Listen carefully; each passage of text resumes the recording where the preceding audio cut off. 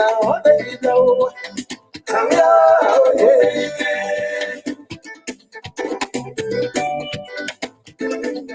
you want to my money.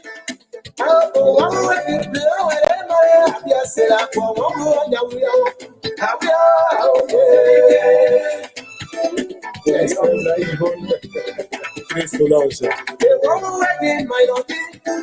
Oh, one way to blow away my happy set up for one more young. Happy, God, you're my own bloody now.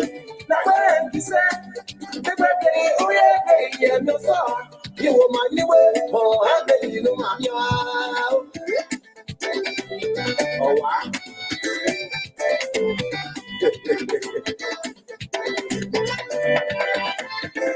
Now, you said, oh, yeah, no song.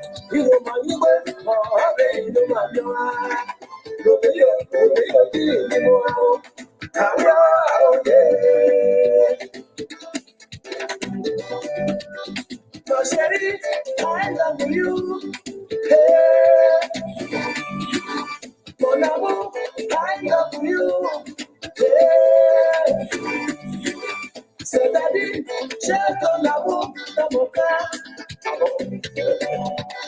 C'est-à-dire, j'ai ton amour dans mon cœur. J'ai ton amour.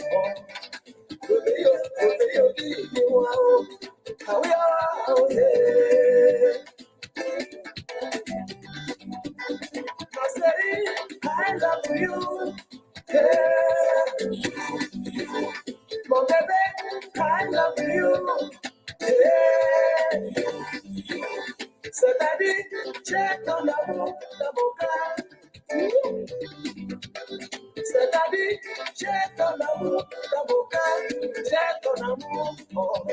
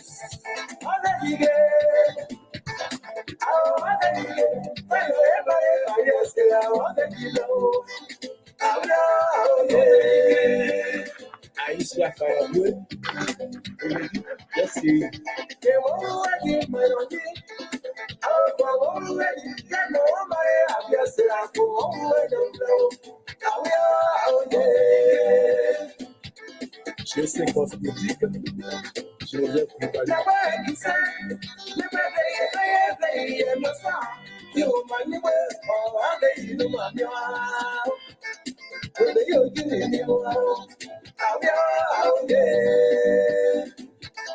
Elodie, la blanche.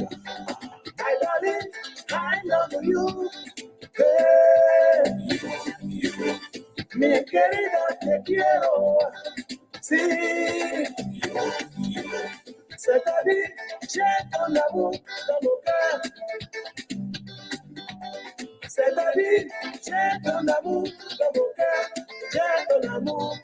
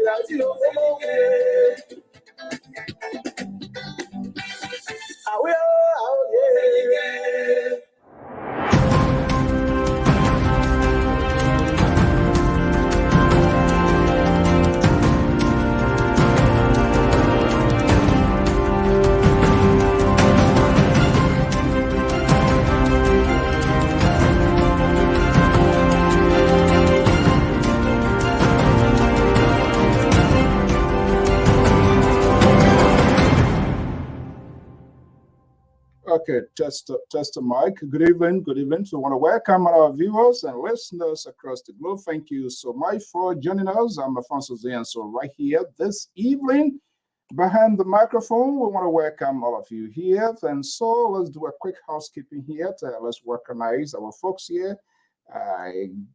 It's a Gucci Mike Flomo, Amos George is here, Andrew to Wallace is here. Tamame Sanon, right there from UK. Good to have you here, Sanon. Bush Tatet, James, good to have you here. To Mayfield Deco, marching in. You're going to be taking care of the Mayfield this evening, James Blight. Atman Saliv, Walton, Samuwulut. Hopefully, I'm doing it the right way. Jeremy, good to have you here. Mike Kikant, Isaiah, good to have you here, and all of our great folks. Just do us a favor and hit the share button and invite someone to the company very shortly. The analysts want to be here, and we will be having international conversations, including you. Obviously, you're going to form part of today's conversation as well. We intend not to leave no one behind in our conversation here, and I'm Alfonso Z, and so to the Library Public Radio and Lpr-Tv, whatever you are, you're watching, we say, good to have you here. Without you, okay, Mr. Thompson Jar is in Minneapolis, Minnesota. Good to have Minnesota in the house. If you can just locate your locations as well. Achibidel Edward is here. Good to have you here. Folks, welcome to the show. And I'm Alfonso Zienso, will be your chief moderator here this evening. And I promise, it promises to be a good one. The analyst is going to be here. Where nobody phone battery on purpose deliberately I will be saying that my battery is about to go dead because you do not agree with me. I'm not going to call anybody's name, but they know exactly who we are talking about. Oh, watching from Bojiwant. Where is that? Edward, where is that? Watching from Bojiwant tonight. I'm interested. It says in Liberia. My guess here, but whatever it is, thank you so much. Boyka Kaziliat Boyka and Stan SB is in the house. Good to have all of you here this evening. So let's get a ball rolling very shortly. Barson District, my goodness, my Barson District man is in the house. You are the king of this program here tonight. We want to dedicate this program, this entire program, to you inside my district, inside Barson District. Joining us here this evening from Whoa. Okay, I thought so, but I didn't want it to be too precise before I hit the wrong mark. But thank you so much. We value your time.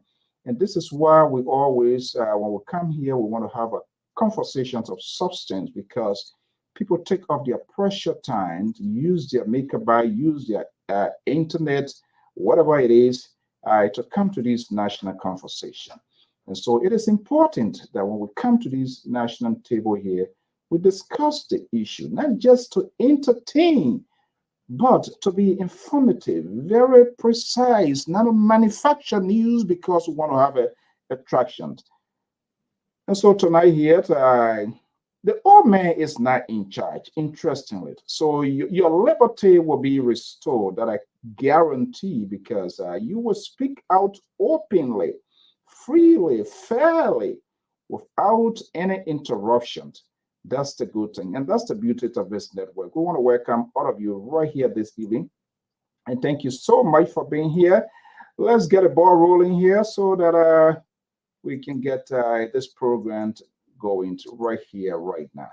I am Alfonso Z and so of the Liberal Public Radio and Lpr-Tv. Thank you so much. Let's get the ball rolling right here, right now.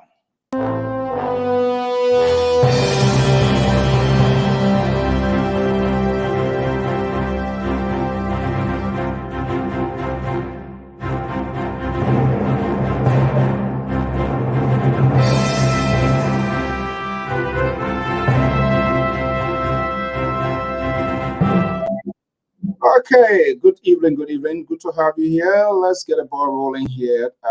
So we will get this program on the way. Do us a favor, just hit the share button and invite someone at your company.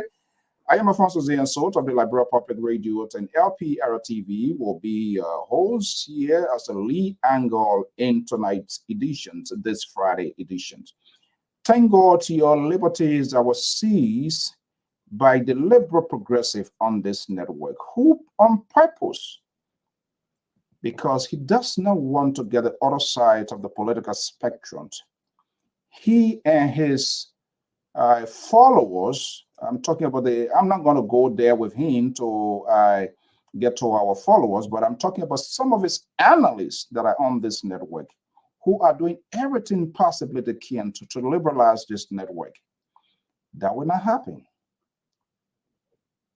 There are two independent voices on this network, and they think they're going to sideline us.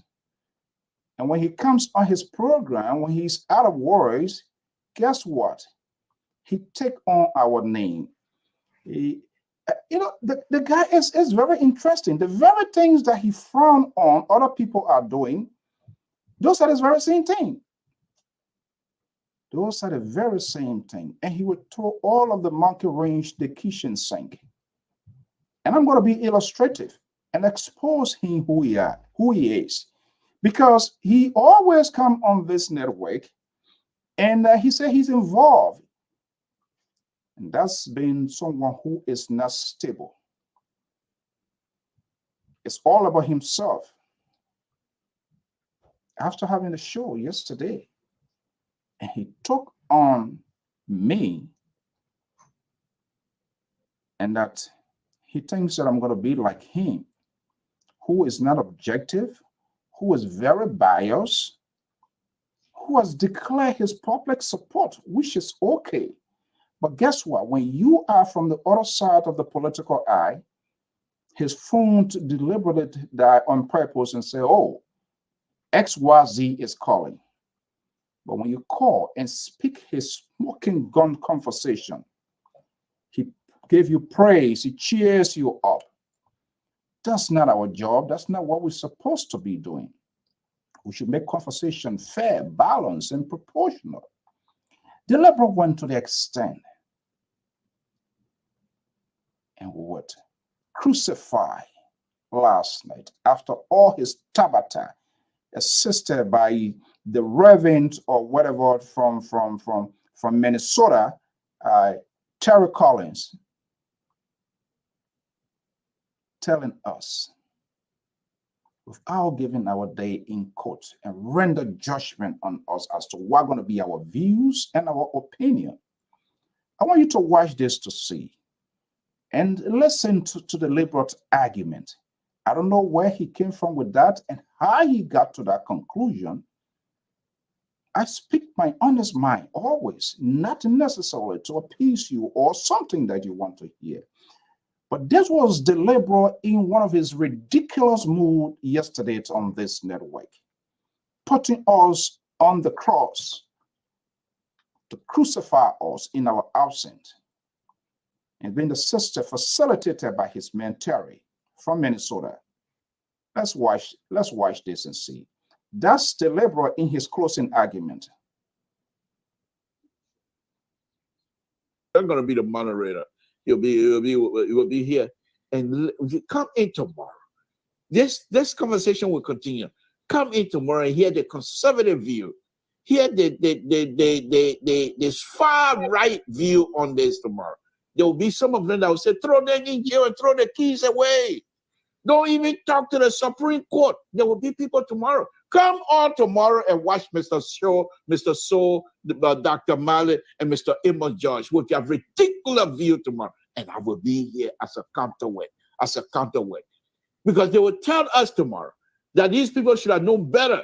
And the fact that they believe that they have stolen from the government, therefore, throw them in jail and throw the keys away. And the liberal will say, not too fast. These people, until found guilty, until their case has been adjudicated, until the judiciary system has taken its toll and has come to the conclusion that yes, these people are guilty, they're going nowhere, and you're throwing no keys nowhere. Samson told the liberal. That's what I'm on this show for. That's why I enjoy my position as a liberal. Because I'm not going to let people come and run us over. Whether we voted for this government, we campaign for this government, we're not going to let the government to run us over. We're not going to do that. I'm a liberal. I'm involved. Whatever the situation is that is in the interest of the Liberian people, I'm with that. Once again, I will say thank you very much. Thanks for coming. It's been a wonderful, wonderful evening.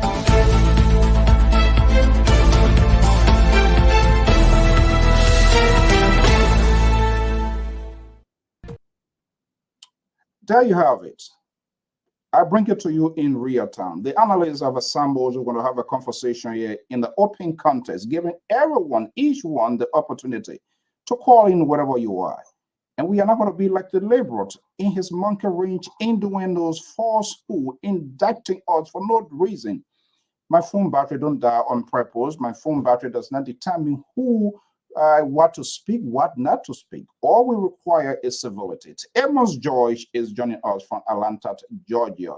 He's a senior analyst of the Liberia Public Radio and Lpr-Tv. His name was mentioned in the fries, but he doesn't listen to me. I told him about the behavior of the liberal on this network, but he doesn't listen. So he and myself too, somehow, some way, we're going to see. Let's see let's see another Washington, what her position going to be like. Koto Jalabalayan is based in New Jersey and is a senior analyst of the Liberia Public Radio and Lpr-Tv. He's one of the Washingtons on this network as well. Those are the recruits of the liberals. They all, into this year. Emma George, good evening to welcome. I believe she's still busy in the background there, but we're going to get her in. As soon as I get a signal, I believe she's okay. Good to have you. Welcome to the show. Thank you. Okay. I don't. You saw the liberal last night, right? He didn't know that we're going because when this guy, he watched to see who tweets and what sort of praise they gave him. That he turned like a loose cannon and says whatever he wants to say, like anybody, and he's telling us, trying to demonize us to the great people up here. But that's not who we are. We always speak and stand for principle. Welcome to the show. Good to have you here, and hopefully he can come and defend himself as well. Well, Ella Blight, good to have you here, joining us from the Constitution States of Connecticut. Koto, are you there with us now? Yeah, I'm there. Okay, good evening. Good to have you here. One of the press boarding issue here the last 2-3 days got with other family stuff here, but is this whatever or so-called access recovery, which I feel there was no roadmap, there was no strategic plan, enough was done in as much. People who purposely looted government resources, there must be a process. There must be a channel to kind of like prosecute it, because you don't want to go and see what the Supreme Court is doing here. And I know we're going to have a different view on this here. And I hope the liberal will come here, because the thing is, you are really spoken to, he didn't do that. Instead, he brought us into the fray. I'm not in Liberia. I don't get no yellow tax here before green tax here, but the liberal decided to crucify us. But that is okay. Good evening, guys. Good to have you here. Too much is ongoing. Amos Joyce, you one of the news freak like myself. What is going on in that country? What is happening now? I saw the arrest of Honorable Musa Bello's son for illicit drugs and arm, in possession of a firearm. and he's been detained. And Mr. Ford has been suspended. The National Bank, he was in charge of foreign currency. Yeah, he has not been suspended by the president, and the president said he should submit himself for investigation. And then it is this asset recovery. Asset recovery. That's one of the press button issue here. Yeah. Let's go to the Guardian City there and see what is in the portfolio. What is really catching that is politically. I mean, the drama is. I was talking to a chatter and I had a conversation with one of the folks on the asset recovery. I'm trying to be I want to be diplomatic, so they can come here and ask the real question. But I'm not going to call I'm not going to call his or her name, whatever it is. That's the case. So let's go to Garden City. Good evening, madam. Good evening, Mr. Soul and Mr. Josh. How are you doing? And the people of Liberia around the world, I want to say hi. And those that are watching this show and will be coming to watch this show today, I want to say hi to all of you. Okay, so, they say they're collecting government properties in Liberia? Yeah, the thing about it is we promised the Liberian people that when the president Joseph Yuma gets into power, these were the things that we promised, that we make sure that what belongs to Liberia is given to Liberia. And those that are corrupt and will be stealing government property will make sure to retrieve all of the assets for Liberia. So we are trying to do that. I think what you earlier said, the process may look or may sound somehow different, but again, the promise made to the Liberian people must be adhered to, and we have to make sure to meet up with our promises. Here we go. The promise made to the Liberian people. This is a great political tone coming from Koto Jalabala, and the promise made because they are doing everything possibly they can to fulfill their political promise, which is also good. Politicians, this is what they like to do. But we are a country of law and order. The country is not. We are not in a Sabibo land. We have the three branches of government. I believe they are functioning with different auxiliaries, with different responsibilities. They all coordinate to execute and enforce the laws of the land. So, Amos Joy, here, let me just bring you in here. So, you listen to Koto. What the promise is, what they are trying to do. So, it's a matter of a compulsion. We have to do it. We told the Liberian people we have to do it. Are we doing it the right way? That is the bottleneck question. Look, let me say it. Some of us are proponents of accountability. Oh, I didn't send. Sorry. Okay, Mr. Goya. If you didn't, let me send it back. If you don't get a link, I think I sent it. I will just send it back. Go ahead, Mr. George. I'm sorry. Some of us believe in accountability, and this is once more continue to speak on. But in this accountability, there are procedures that people must follow. Liberia is not a Haiti today because there's no government in Haiti, and everybody fighting for themselves there. Liberia will have a president. So those who have been put in charge to retrieve government property, you should also remember to do it within the confinement of the law of Liberia, regardless of who you're going after.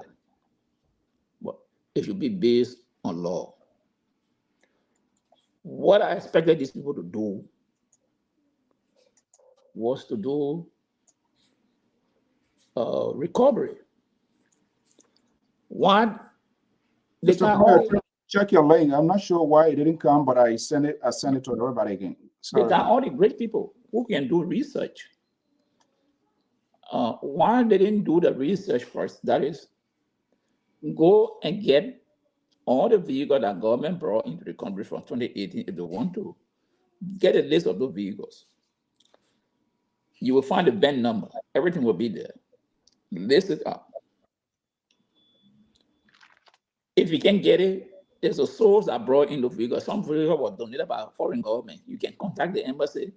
The embassy will provide you this information, because I know Liberia is full of criminality. Some people took some of the document and will destroy it. So it will be hard. You cannot get them. Second, make a public pronouncement that, look, from this time to this time, if you are in possession of any government property, please return it to this point. After this time, we'll begin an inspection of vehicle applying the street. So everybody, if you have a vehicle, make sure you put a copy of your document in it. So when we pull you over, you show your documents, and we'll go to our list to compare, because we don't want to inconvenience people just start people abruptly. So these are the fundamental things they should have done. But they didn't do it. They jump in the street, stopping cars. Now, what is the authority that you have to just go and impound somebody's car? You can't do that. There must be a cause. The information should have been put out there. At this time, we'll start doing inspection of vehicles. So if you are coming into the street, please make sure you have a copy of your document there. So you'll be approached by the team. If they pull you over, show your document, and if you find out that the vehicle is not listed, you go on. But it was like they are boys caught. You can't do like that. Even if someone has stolen property, they still have rights under the law. So why in that much we want this asset recovery team?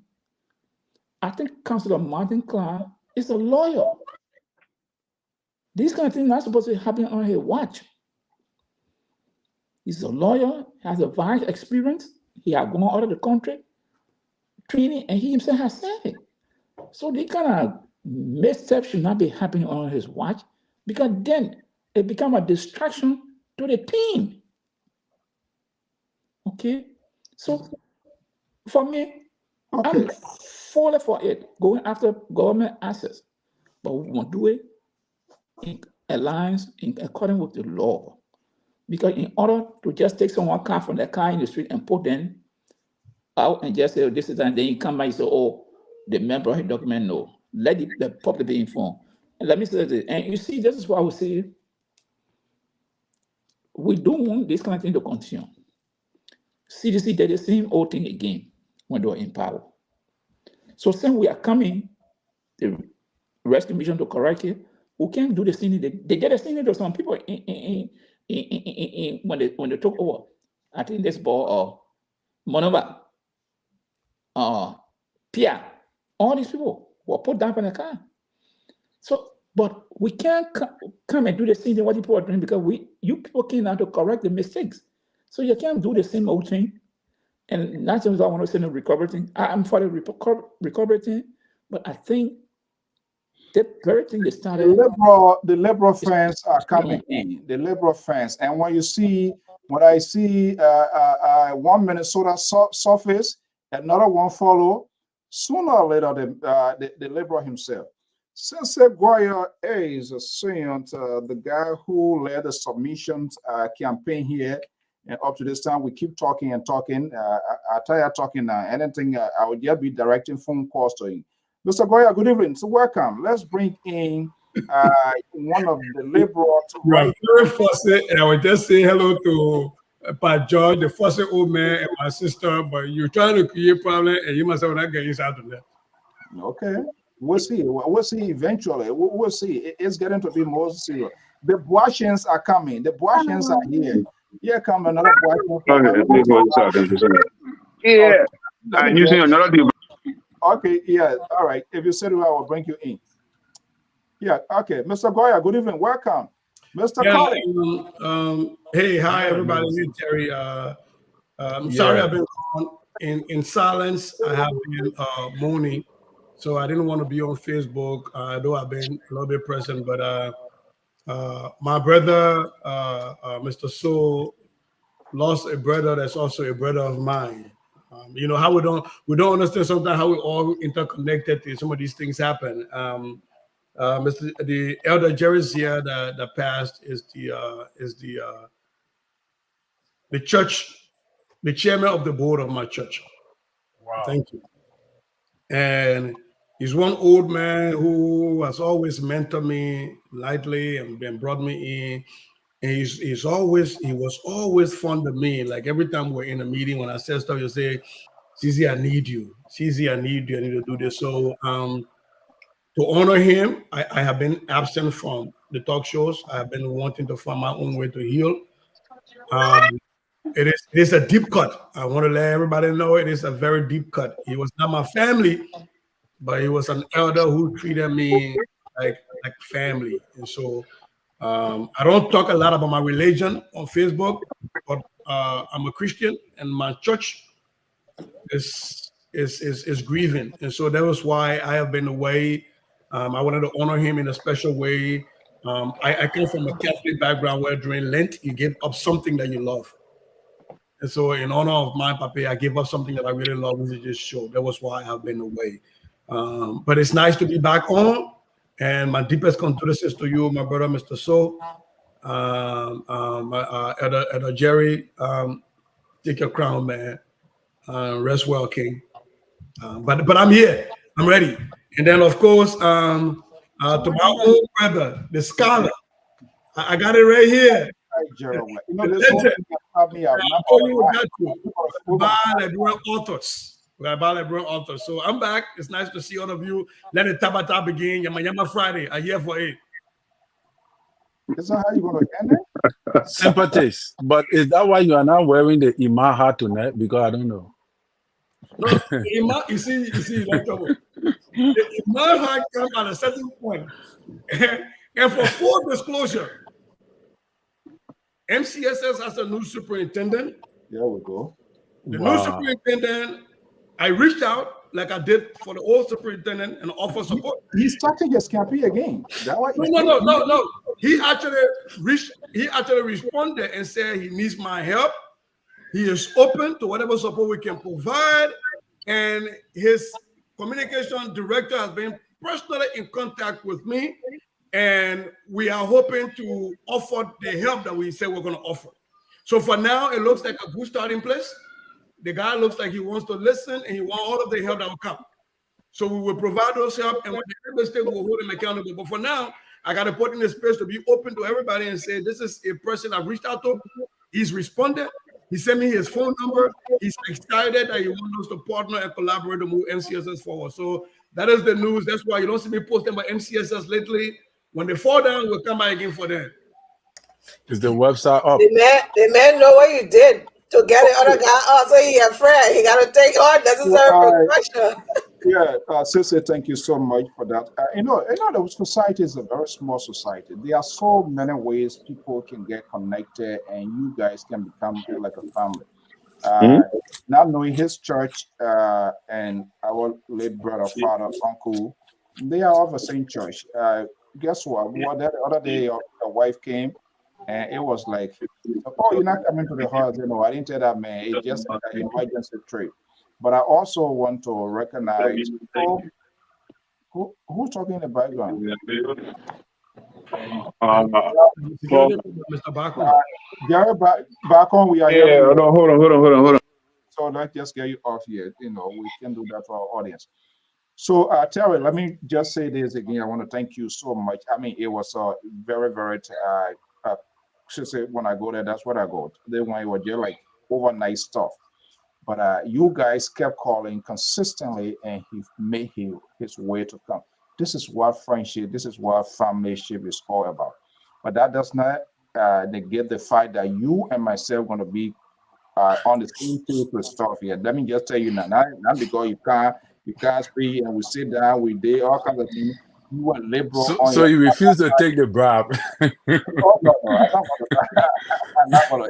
If that what the liberals send you for, then for all serious, I want to say thank you Okay. so much. I mean, this is Yeah, what we man. will be coming back there at the end of April to lay our brother, our uncle, our father to rest. And I think the level of support, the sort of rally that I saw in Minnesota, man, it's unbelievable. The house all day, people full coming in, people coming in, church, the sort of Cali consolation people don't juggle. to you. Mhm. Cali people, Yeah. Well, NCC say Cali, so maybe the Cali So, support, they can really support one another. Mr. So, the people in Bonkan, they got one parole. probably If not they, again. Bon if what? they say, if someone is good, you know the day they die. Hmm. That's it. When someone good, the day they die, you will know.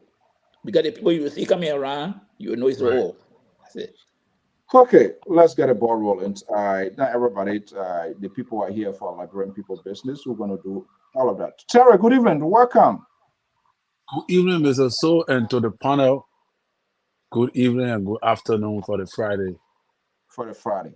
I heard you last night with your patron, the Liberal Progressive, and you were in the background giving justification, quoting laws that we do not know where you gather that law, whether from the playbook of the liberals, you have formed your own doctrine for which you want to establish like a sort of empire on this network. But we are doing everything possible to cut through that corridor and do not allow it to exist because it's dangerous for our society. Let's quickly hear, and now in the interest of fairness, let me hear from you. What is in your political playbook this evening? By the way, you just attacked me that then you say, what Oh, is in it's your not. political playbook? I'm not shocked. But, I just, but I just want to energize you so you feel free to unleash as well. all right, but you won't put me in Celine Dion already. No. But anyway, I was reading on Amara post today, and I just sent it in the chat room wherein he was highlighting the past of President We Are Government when he instituted the asset recovery team as well. And Amara Conan kind of a bit trying to advise that the government should take the right procedure, blah, blah, blah, and all of that. So I thought that was hilarious to me because for you to be able to for you to be able to recover asset in Liberia, you can't be pampering the matter because there are a lot of ways, there are a lot of people in Liberia that will not listen to you. And I don't understand. But anyway, that is his thing. But I think Amara Conan is a bit saggy and he's kind of lowering down his momentum because, again, his expectations are not being met, adequately the way we expect because Amara is a money man. Who are you, may we? Well, when I say we, I'm speaking to the group of people in my category that believe that have like mind with me. Okay, I'm not part of that. I'm not in that category, so that's what I'm concerned. But go ahead. Yeah, so Amara is trying to express himself, but I think that he's not fully coming forth with what position he want to take. He want to criticize the government, then he want to also pretend like to say he giving an advice. So I think Amara have already taken a position already because I've been listening to him consistently in recent time. His position have been against the system for which he brought to power.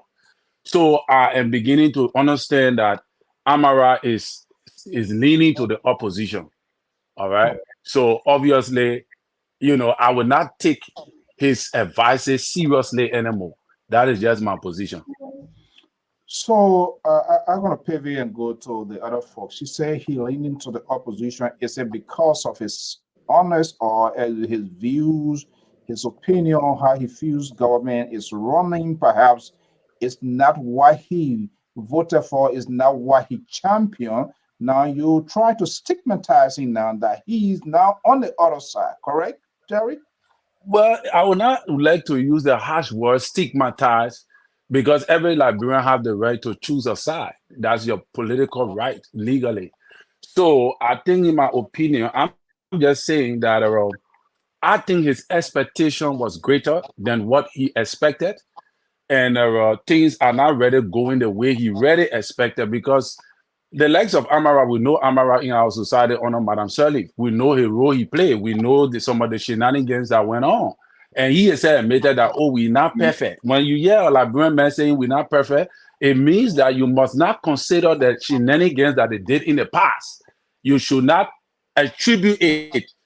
You might allow them to hide the shenanigans and let them speak on the issues that is unfolding presently, which is also precise. But the likes of Amara that brought us to this place to where we are is now pivoting gradually and in pretense, like to say he's still with the rescue mission. That to me is deceptive. Deceptive. Like I'll be compared to bringing Sissy Goyot, Emma George, who your piece. I'm not sure where the Moja guy, progressive, Dr. Jones, and hopefully maybe you can text your man Lpr. The Lpr will not show face here because we hear this event. All that thing you are doing tonight, the cow here on baby. Let me bring in Sissy. I'm not sure I asked you what's your side or what's your what is in your playbook, but you listen to Terry. If you want to, you can respond to that. But let's hear from you. What is sort of fascinating in the world of public discussions with all of these things that are ongoing? Let's hear you. What's your concern? Well, lately I've been on a political hiatus. I've been away from politics for a little bit. What I've been listening to has been Tabata to get me through my grief. So I've been listening to Bryce Maiden doing Buffet Ground Hole in Minnesota, Brad May taking the other person's husband, and the other man he got juju, so the juju leg. That thing that we follow away. I'm talking about own. You have asked me a question. I'm talking about own. I have completely unplugged myself from politics, and I had just been in Tabata. Like I've been swimming in Tabata. And I just been Buffet Ground Hole, and that's small thing. Then I start asking myself, how come I want the brand man in him? Even look at me a second way. But anyways, let's move for that before my wife can take me for any show here. Man, I don't know how to be back. I will respond to Terry in a little bit. But one thing that I've been actually doing since I've been off is I've been going back to thinking about how can we rethink, revamp, reimagine the Liberian educational landscape. Because for me, I'm not happy with you did it before. Oh, it's behind that. Somebody. That you did it before. Yeah, can you? Okay, then mute. Maybe on another device or on the same device. No, somebody talking. But that you did it before, or where were you? I think that does not carry the bro forward. Just because yesterday somebody did wrong, that today they lost their Liberianness and their right and authority, or their intellectual ability to tell you what you're doing wrong today is the problem I got. That will not move Liberia forward.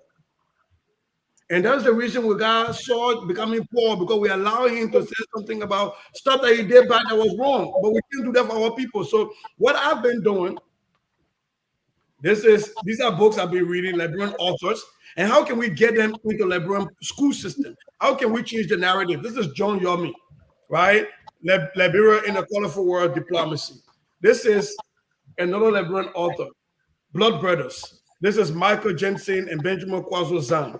This is written by my former pastor, the Reverend Dr. Francis Tabla, right? How to Work Your Work. This is written by Josiah Jokai. These are all on Amazon. These are Liberian writers. Whispers in Africa. This is a collection of poems.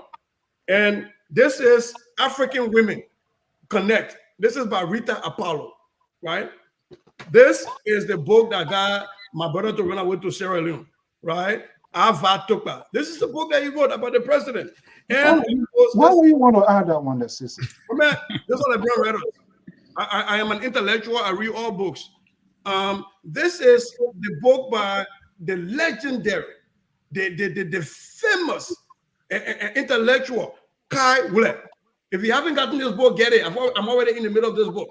Look, I'm saying all of these things not because I want to plug in these people, but if we are thinking about how we reimagine the liberal education system, yes, Team 4 Apart is great, but so is Murder in the Cassava Patch. How are we going back to leverage liberal authors, liberal writers, liberal intellectuals, and get them into liberal classrooms? So for me, you know, I'm changing my perspective a little bit. The likes of Amara Kone, if they did wrong yesterday, it doesn't mean that whatever they say today, we can't look at it.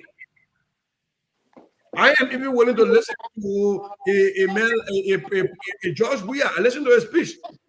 I would take the sense out of it. Yes, he didn't do it. That's why we voted him out.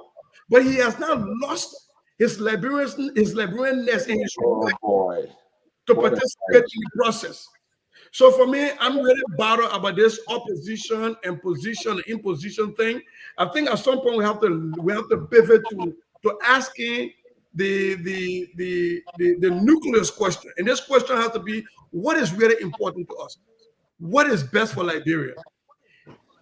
In my leadership role in Minneapolis Public Schools, the one question I ask all my teachers and principals when they come to me with change, I ask, how does that help our scholars? I think we need to start reframing all of our things in how does it help Liberia, not how it helps a particular political party or a particular political ideology. If it helps Liberia, we shouldn't care where it's coming from.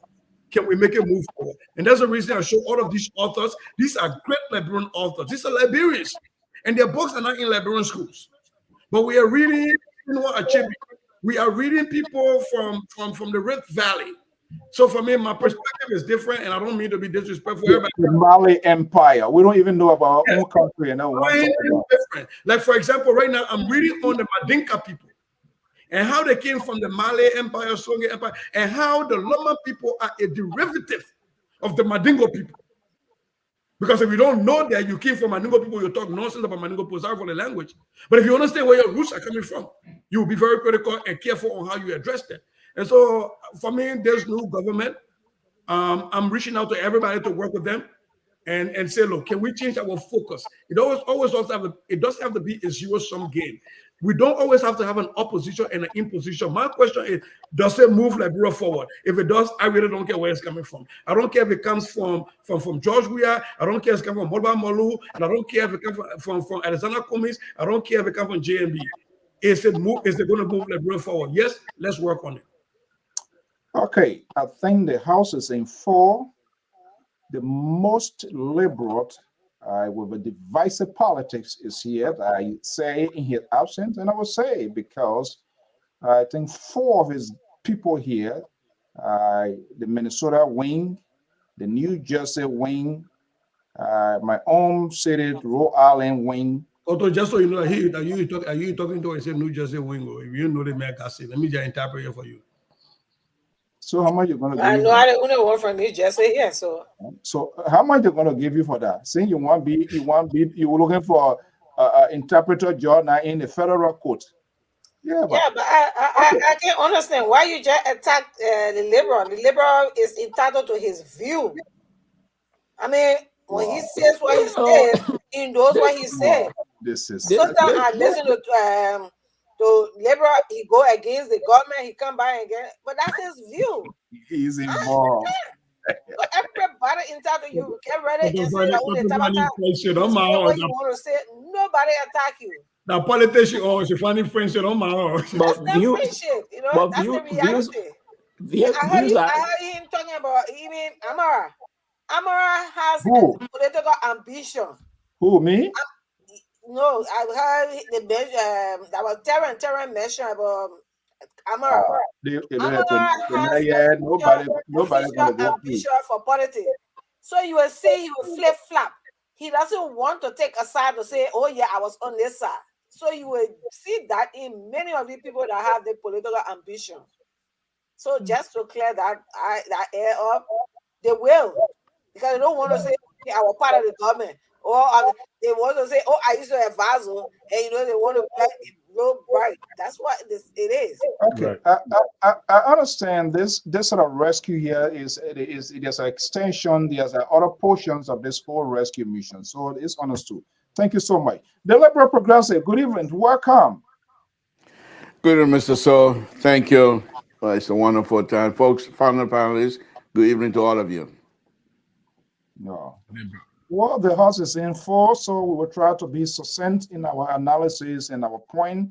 Mr. Jerry Bacon is here. I don't know whether you were waiting for the Liberal to come in so that he will be situated. That's okay. I think Dr. Jones is going to be joining in.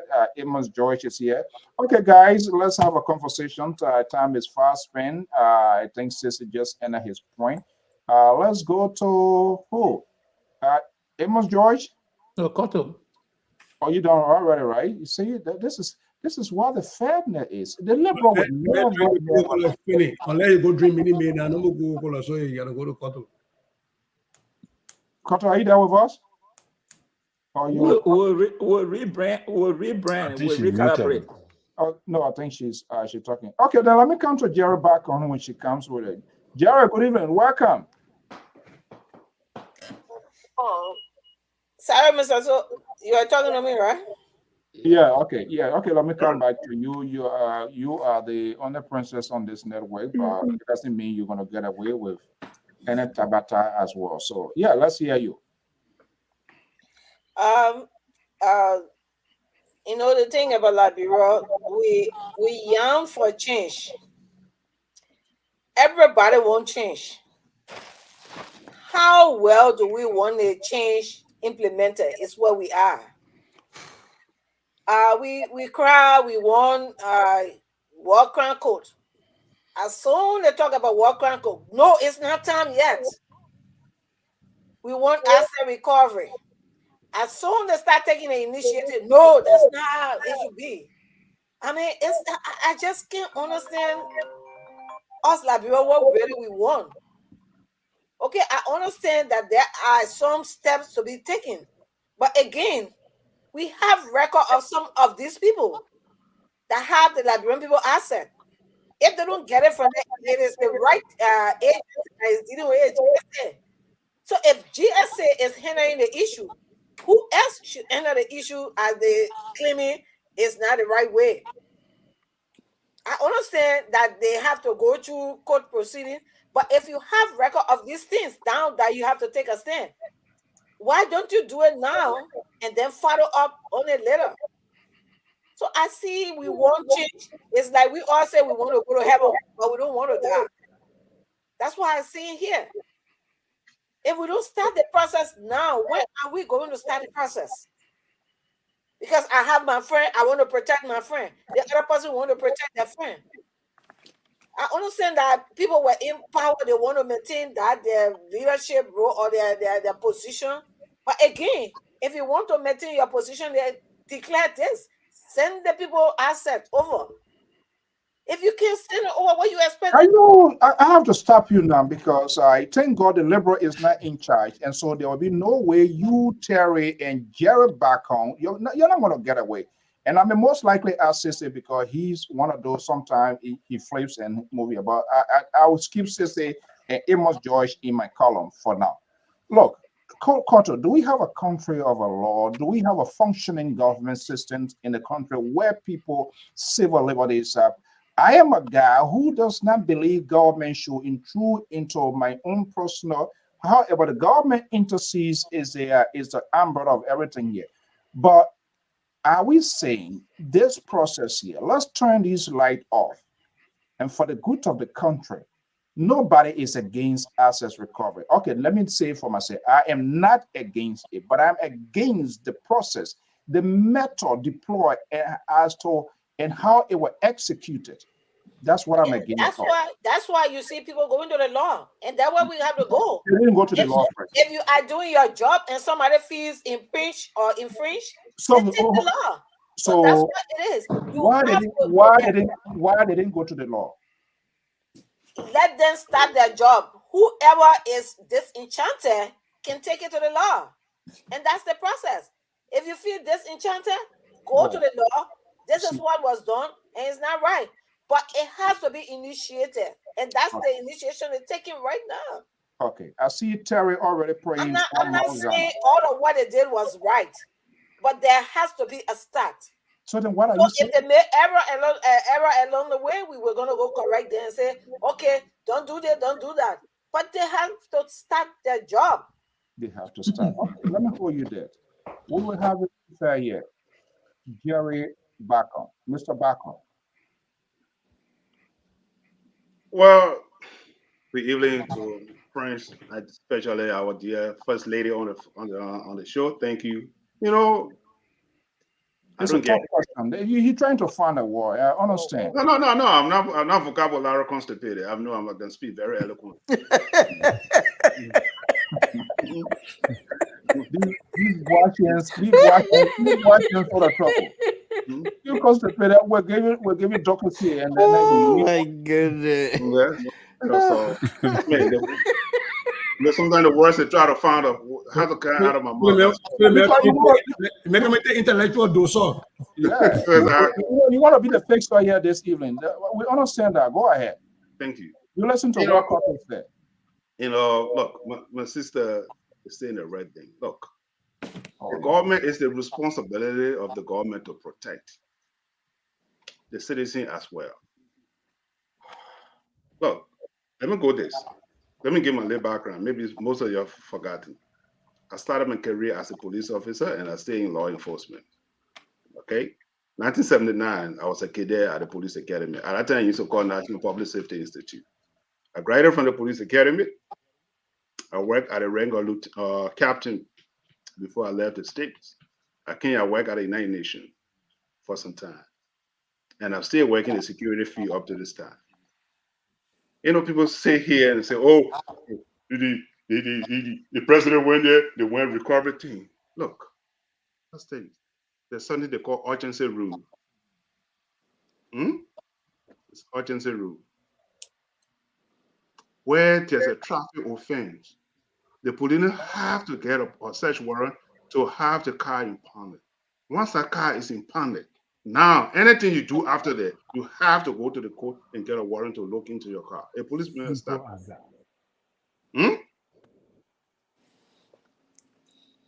The policeman have to get a warrant. As I said in my house right now, if somebody call and say there's a noise in that house, the policeman have to have a warrant to come in the house. But when he come here, now he got to get a warrant to see if there's an actual something. If it discovered there's something in the house is damaged. Some people come here and cry and say, oh, the poor guy in the street, they didn't got warrant. I listened to Yaka Koliba yesterday on Spoon TV. He said he was a former police officer. I know, maybe they're not the same police academy that went though. Maybe there's a different police academy he went. I didn't eat that police. Eat that I want the police academy. I can't in this country, I want the police academy. So now, look, there's no different from the police academy for the police academy in America. It's the same rule. The rule evidence is the same thing. The rule evidence is the same thing. The only difference there is because of the Constitution. If the law was so perfect, let me ask your panelists today. Do you know how many times our Constitution has been amended in Liberia? Even the great United States, you myself sitting today, do you know how many? I mean, it's not perfect. Even your cell phone you use, they say you upgrade it all the time. You think it's perfect? If it were not perfect, they were perfect, then would not ask you to upgrade it. Some people come here and say, oh, but administration, they violate our rights. No. Look, we have natural science and we have social science. These are the elements of life. Okay. No, can I get a few minutes? Yeah, 30 seconds. We will open special scientific class here, then do all of these elements and stuff like that here. I want to tell you now, this is not a liberal. So let me just tell you right now, because I'm not going to go into your Tabata, you one star way here. They're not a liberal here. Go ahead, 30 seconds. 30 seconds. The police have the right to search your car based upon the position they are in. But you know, look, position. If the man is laughing, look, there are so many ways. There are so many ways police can get. All right. So for the other side, crying, all the police people, they didn't got no search warrant. They search my car, they do it. It's a part of it, yeah. Oh, you turn to crewman now? Wow, this is He unbelievable. will speak the truth as well. This is unbelievable. I Okay, tell you. let me bring one of your own. Imon Hoya piece. Yeah. Let me bring one of your own. He going through his profile. I listen to him, but he's involved. Nothing guarantees with him too. We can say yesterday, today, he was trying to table around. The liberal. Yes. Let's hear you. You heard Koto. You heard your patron Jerry Bacon. Terry there is the choir director saying hallelujah, meaning these folks are speaking the true mind. Let's hear you. Let's be Well, thank honest. you. Thank you for Let's having be me, Mr. honest for the So. good of the country. If we have a country of law and order and we want things to be done, I want my government to succeed. I want the government of the Republic of Liberia to succeed. And I think I believe, that could be the minds of every Liberian, whether you voted for or against. But we have a system. Those systems must be followed. And we do not want a situation where government tries to execute and implement policy, and then you get a kickback from the habitat of the court system or the court to say, no, this is not hot. You are running above your speed limit. Let's bring you in.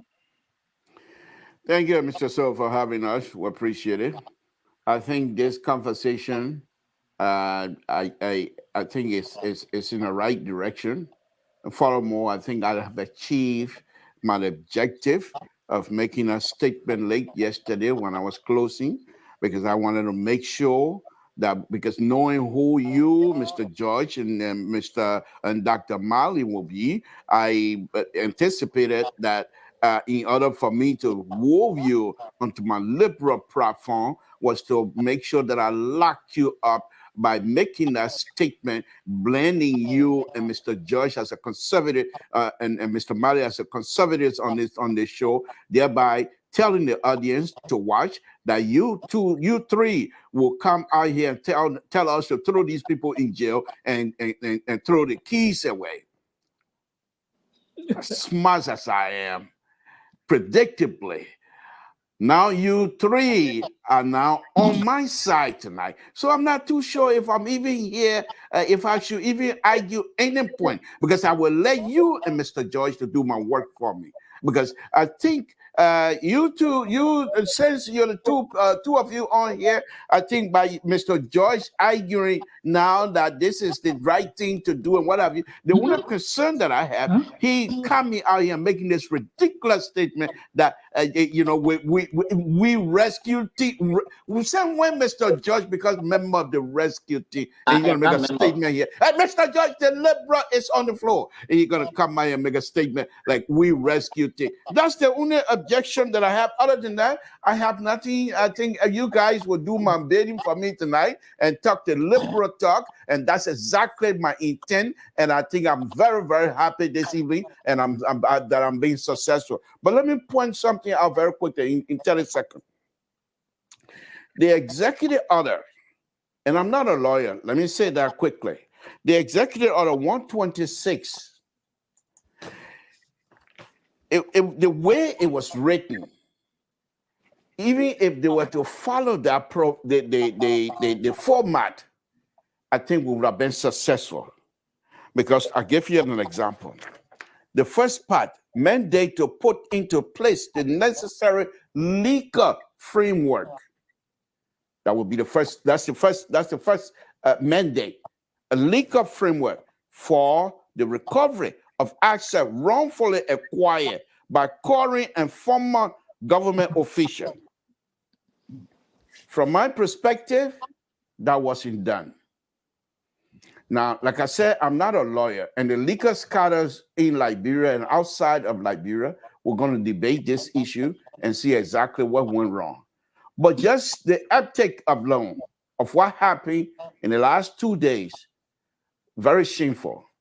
And it's something that this liberal will not stand by and let these things happen as though they're getting ready to put President Baka in a bubble. And we will wrestle these people with President Baka. We're not going to let him be put in a bubble. The man is a good man. He knows exactly what he wants. and the people need to achieve it. One last thing, Mr. So, and I'll come back to this here, but let me just say this here. Look at who on this list. Look at the people on this list. Consider Edwin Carla Martin, lawyer. Okay, but here's the ridiculous one here. Honorable Emmanuel, I don't know how to pronounce the last one. Member, Africa. This is the same guy a year ago who took upon himself want to lock up the voice of the Liberian people that he's advocating for by trying to lock the legislature. Yeah, so they will not go out and carry out the work of the Liberian people. This is the man that you put on this team, a man who, in my mind, from my perspective, who is so vindictive. You're going to put him in this team? Unacceptable, Mr. Soul. But again, I want to turn it over to you, Mr. George, and I will be as much quiet as possible here tonight because I think you two will continue to do my bidding and without me spending a dime, and I appreciate that. Thank you very much. Come on, George. Yeah. You know, something told them, trying to take this easy talking point, vindictive. Everything vindictive. Something told you got to stop this thing here. Look, I said it before, and that I'm not a member of the rescue team. I did not support the rescue team. I don't hide from anything. My 1% is what I said I supported, and I still stand by it. But what I've always said, Honorable Barker is the president. So we must respect him and hold him to his words.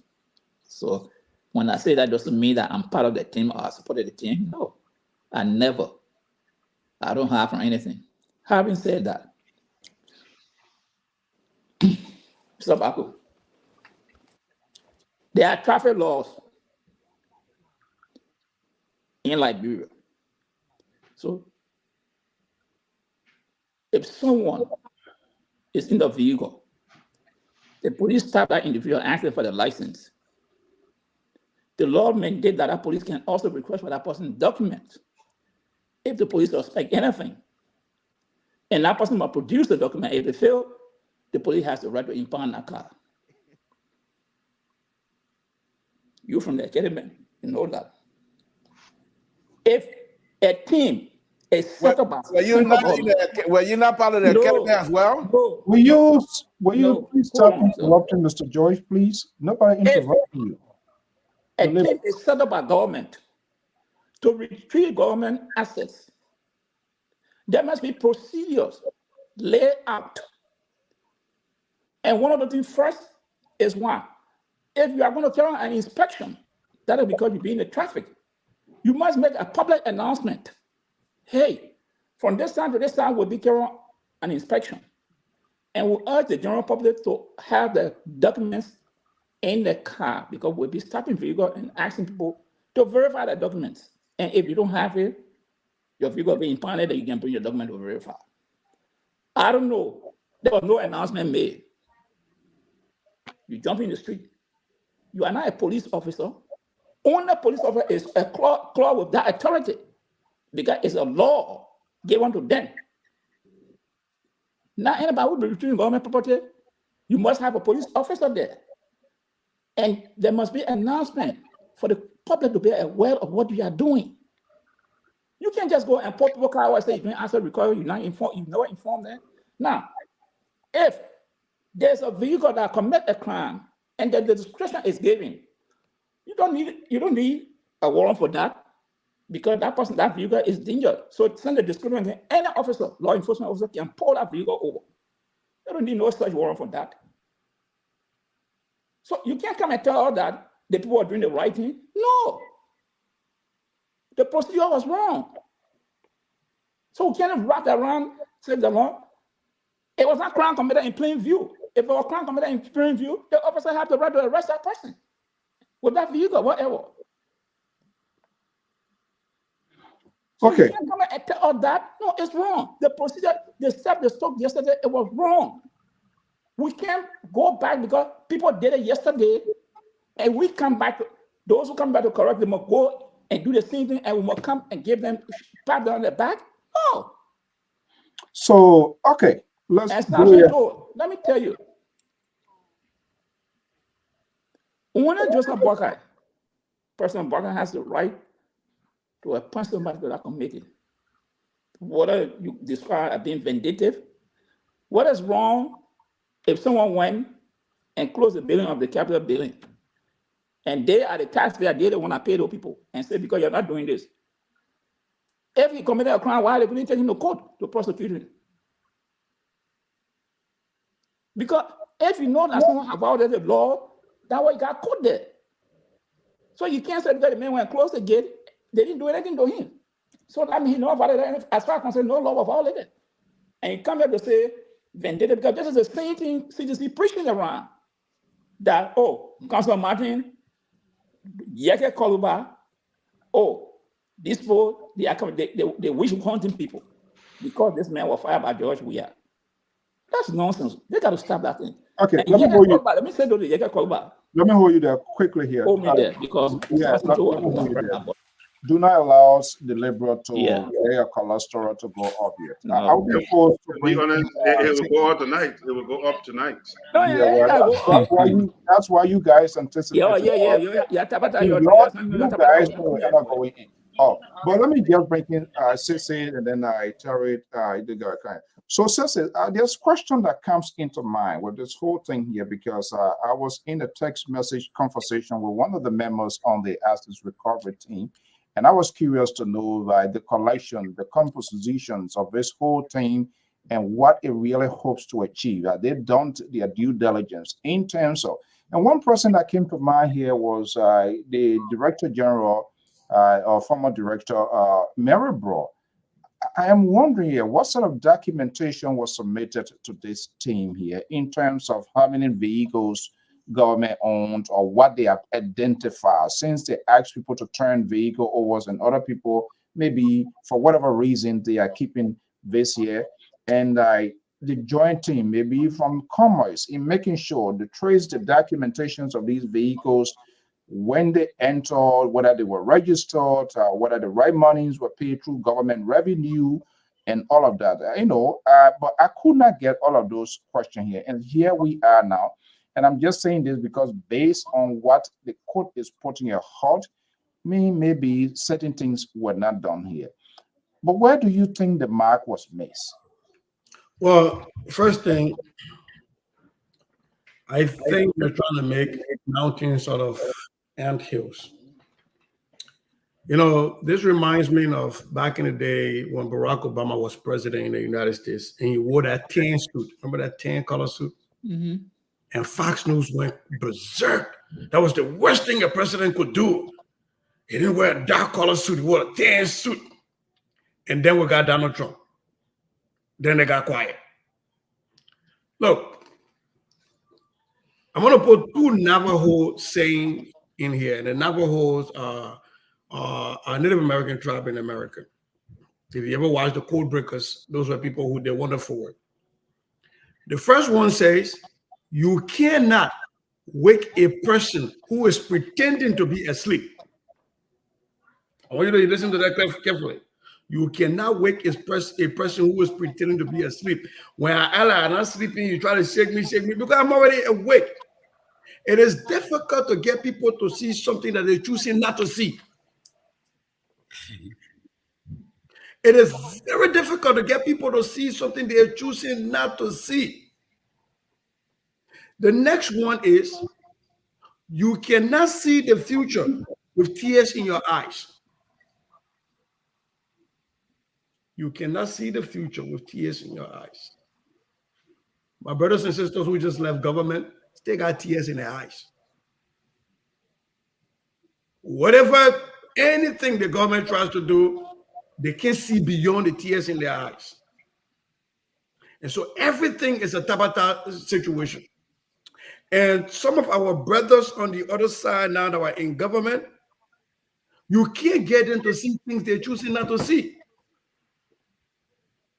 They're like they pretend to be asleep. Look, Patrick Suru got a car. The car got arrested because it's government property, according to somebody's interpretation. Former President George Weah issued an order to all his people to turn over government properties. Current President Boakai also issued that same. In fact, the GSA has been trying to get government properties. Remember the issue with Pepsi Yeke and the gun?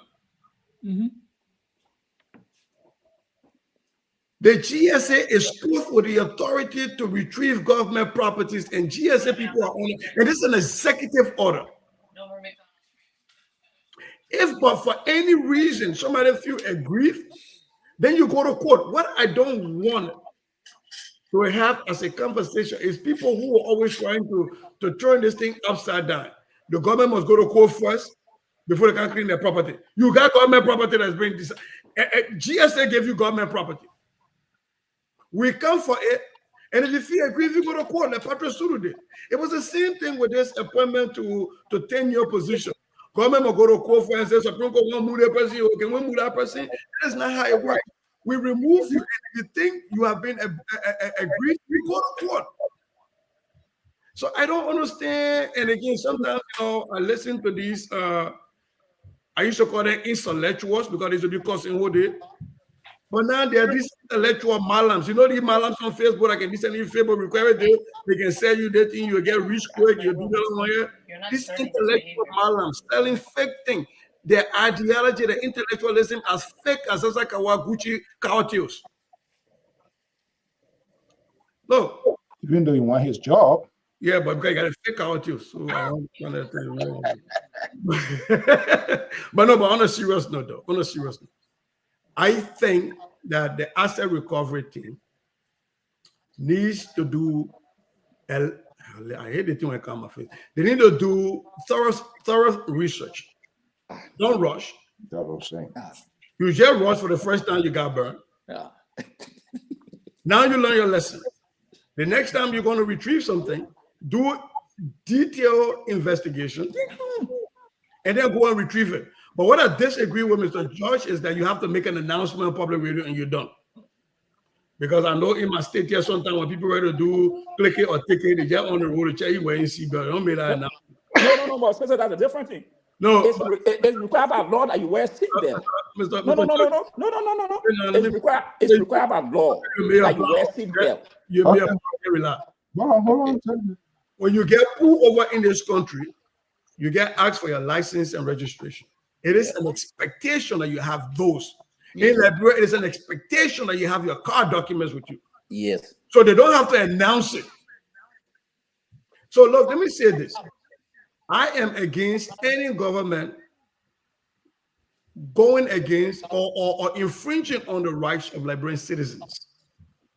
And I think there should be a court system in place that is independent, that can tell the government of the day you're wrong. And where they are wrong. I think we should have that. But what I don't agree with is that people thinking that they can steal from the country. And in order for us to come for things that belong to us, that Papa sounds like our state guy, we must go to court first for the court to say, yeah, we're going to go for our Kawatio. So for me, that's why I said, like I said, Liberian politics is becoming so distasteful for me. So I'm really focusing on where I know I can help Liberia the most. And I think we're going to make the announcement on the show. We're going to start our show soon on how can we really get these writers, these Liberian intellectuals into Liberian classrooms and start taking things for apart out of the Liberian classroom and putting murder in the cassava part. Because when we start these things, these conversations will start to make sense. When we start talking about civics, it will start to make sense. Until we can do that, we will all sit on the platform. And what kind of thing do I mean? So that by George doing anything, I mean, yeah, the people they want Coca-Cola factory, I swear they can do all kind of thing. But so if you're not on where you say we're talking about then I George. I don't understand. I'm saying this, so we're talking about. So let me just learn seriously, right? On a serious note. Asset recovery was something that CDC started and it fell down in flat. The current asset recovery should learn from the flat, the mistake that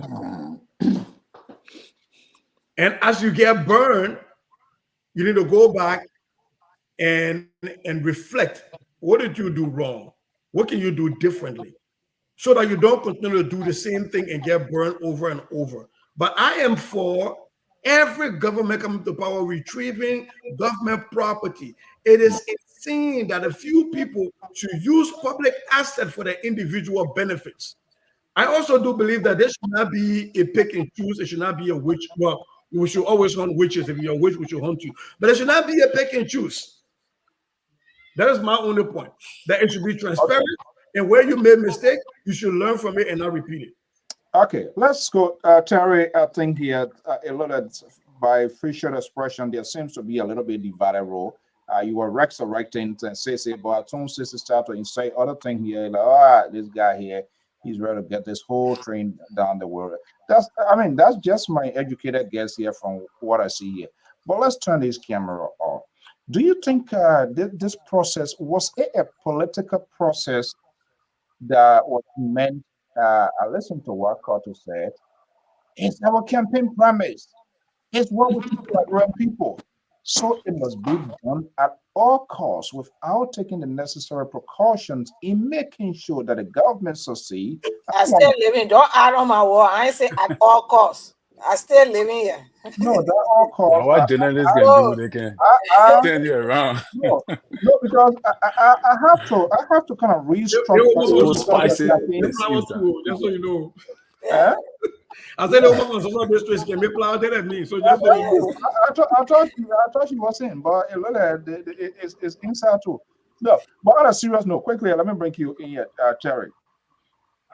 Was there like a rush process because people wanted to get the public attentions on their side to say, hey, we can get things done? We say we're going to do it, we're going to deliver, and we must hit those campaign promises. And there are some other campaign promises that, for some reason, some of us are still not convinced whether those promises were fully executed. Yeah. But do you think there was some misstep along the way? Well, to be honest with us, so I really don't think that there was any misstep along the way, And what I'm reading here could be very, very challenging to a lot of us. That's why I decided to go into it and all of that. But we need to understand in a fight, because let me tell you, Mr. So we politically, the government benefits from the asset recovery, but it's not a political decision. Politically, they will benefit if they do asset recovery. All right, because it's going to still be a plus for the government and people are going to hail them for it. So definitely the opposition want to make it difficult for them to initiate this because they are aware that it's going to gain political fruits. But I want to show you guys something here from the United Nations Convention Against Corruption. Their stance on asset recovery. All right. Recognizing the serious problem of corruption and the need for improved mechanisms to combat its devastating impact and facilitate the recovery of corruption proceeds, the international community introduced a new framework in the United Nations Convention Against Corruption. Chapter V of the convention provides this framework for the return of stolen assets, requiring state parties to take measures to restrain, seize, confiscate, and return the proceeds of corruption.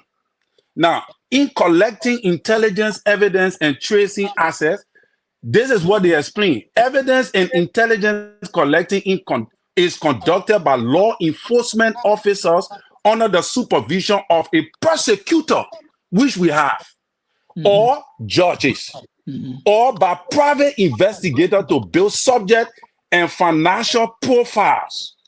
In some instances, special authorization is required from a judge, prosecutor, or law enforcement officer to access government agencies, databases, or conduct electronic surveillance. In other cases, investigation can be conducted through open source intelligence, where data is publicly available. A robust profile would include information on the asset held by targets, their families and associates and associated businesses. The financial data may include all assets and liability, income, and expenses of the targeted and their businesses. Now, you can go there by yourself and Google. Did you it. follow that procedure? This is what you just read. Give me a chance now, Papa. I give you a chance to speak. You understand that? Because I'm not a lawyer, right? But we all learning. We need to understand here that the first thing here is the executive order is a law that enforces the asset recovery task force. All right. So it is a law. So if the Supreme Court, after the asset recovery is exercising the authority based upon the empowerment given to them by the president, the only thing the Supreme Court should have done was to have waited for those people whose property have been confiscated to go to them and make a complaint. After they make a complaint, the Supreme Court should have called the asset recovery team to verify whether if these asset that they have taken was done properly according to the requirement provided by the asset recovery task force. You understand, eh? But again, people will say, you see, the Supreme Court decision have weakened the presidential executive order, which is completely, I believe, is a political maneuvering that goes against the structure that's supposed to be able to work in the benefit of our people. And that is where I stand. Okay, that's where you stand. I want to go to back on. But you were asking me questions. I wanted to hear the question. Come in just a few seconds. No, I come let me get done with him. Let me done with him. Then I come to you guys. Just so 1 minute. I just 1 minute. 1 minute. Are you going? Which one they call broadcasting? What is the broadcasting? Tidisha mustn't bring the tabata to all. We get no broadcasting. A broadcasting. So quickly, Terry. You reference us to a very good document that outlined, that lay out a protocol, various processes as to how you can get that. Do you think, right? Or I say what you read just now from the United Nations, that's a complete, a comprehensive protocol as to how. Yeah, I hear you. Yeah. So I'm asking you here, do you think all of those processes were followed? We will only know if Supreme Court is able to call the asset recovery team for them to give clarity. But we cannot wholesomely agree with the Supreme Court putting a hold and commanding the asset recovery team to return the people thing back. So knowing very well that the asset recovery team is operating under the executive order of the president. That means they are including the executive order of the president. Do you think presidential order can be challenged? Yes, but the Supreme Court, they have the right to do that. But that's what I'm saying. That's what I'm saying. Challenge. The Supreme Court cannot challenge a presidential order. The Supreme Court can only deliberate on complaint based on what is brought to it. Yeah, we agree. Okay. I think that's the right way we should put it. So, but again, the Supreme Court, based upon the decision, it can weaken the president executive order. So it's the same as challenge. Like what the Supreme Court doing now? How you call that? It's not. Is that not challenge? No. Let's distribute the conversation. So what is that? Hold on one second. It's an application of the law. Okay. Yeah. All right. It's not an application of the law because it did not go through the procedure. Do not argue with the ANC commissioner, please. He's going to be the next police commissioner, and that's how. No. Because the Unity Party people not come to do the same old thing that you're wearing there. We're not sit down for it. Okay. Let me bring in Jared back on. But then give us evidences and proof that the people did the wrong thing. Jared, I'll go out there. Don't worry. I'll come back on. Yes, sir.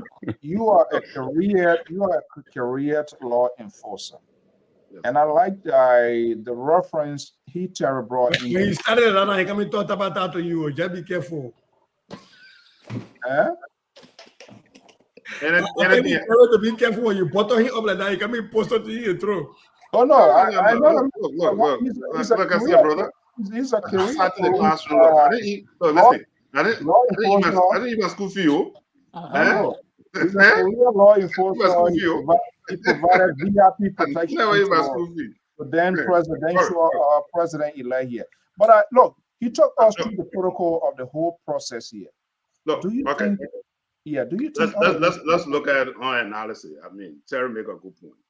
But here's the thing: law enforcement perspective. First of all, we have three means of the law he passed. We got the executive, the judiciary, and the legislature. These are the three principles of law, the way law is passed. Okay? Let's take the case now as a scenario. Those that went on the field that were not police officers, that were recurring cars in Liberia. You know? Can you repeat yourself, please? I didn't hear you. I said, look, listen, I'm giving you the coup, and I said, I will repeat. Yeah. I said there are three functions: legislature, executive, and judiciary. These are the three fundamental how law pass. Those, the recovery team. Oh, okay, now you put me on the back. Okay, fine. You want to see me. That's great. No, the liberal is retreating. Okay. Those that went on the field to retrieve cars, they are not police officer. They don't have the authority. Even if they don't have to be. Huh? Hold on one They second. don't have to be. But you said they were right. Hold on. When you hear a piece, let him make his own point. Prosecutor. I said, from my perspective, I was not on ground, but what I saw live on TV, you as a civilian, you don't have no authority. You see, you don't have no authority to possess any man property. The Minister of Justice is their responsibility to execute the mandate from the president. If the president has mandate and say we need to recover cars, it's the responsibility of the Minister of Justice to go to the police director and say, look, the president have given us this mandate, we need to recover. The recoverative GSA is not a responsibility of GSA. Then the legal question becomes, these people who are the recovery team, if something happened to them, if somebody to hit them, it began an issue. We are going to go to court because, hey, if I'm driving a car, you are not a police officer. You stand before my car, and I hit you, we're going to go to court. But here's the interesting thing, folks. Look, we are here at least to exchange knowledge. We have different expertise. I will sit on the platform. It is important. Supreme Court have to wait. Real such a word, that's the first thing. It's an urgency. It was say urgent for you to go to the Supreme Court. Nobody right have been violated yet. They have not gone through the change of command. You cannot just come and say sue the president, then go straight to the Supreme Court. No, it's a step. Okay?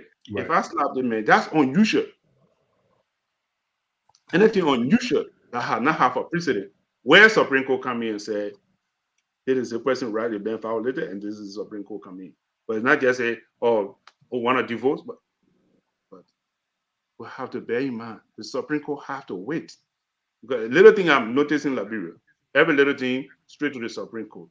The Supreme Court began let it, it began let the magistrate court. Look, let me give you a typical example. One of the cases let me give you one. Just give me 1 minute. One of the cases that really touched my heart. November, June 7th, posted them do the demonstration. When Patrick Zulu went into Ijeke Koluba car, drove the car from the executive mansion area and brought it to the police station before they say they found a gun. These are urgency law. Something because here is a sitting representative, they found a gun in his car. And here's the police officer. He never told the car. They drove the car from the scene and carried to the police station. Then they say, we'll bring flash and looking at now we found a gun. So these are cases that Supreme Court can step in and say, because it's never happened in our country. But I say a certain representative, maybe I might go do a research or later on, But to say a certain representative to be possessed of firearm or in his car or in her car. So these are things we have to be very mindful when it comes to civil matter or criminal matter. Okay, So quickly, there's some sort of correlation here to what you're saying here, but you kind of try to wrap me into your liberal idea, which of course I'm not going to go there. So making to reference to that, does that mean that that car was being searched before even taking a step? How sure are we whether that weapon was there, or even the one that drove the car? How can we validate that the one that drove the car could potentially put it inside? Which car are you talking about? Yake Koluba car? The Koluba car. Was The it chain of evidence was broken. Okay, you see. Okay. Yeah, but here's the thing. Here's the thing.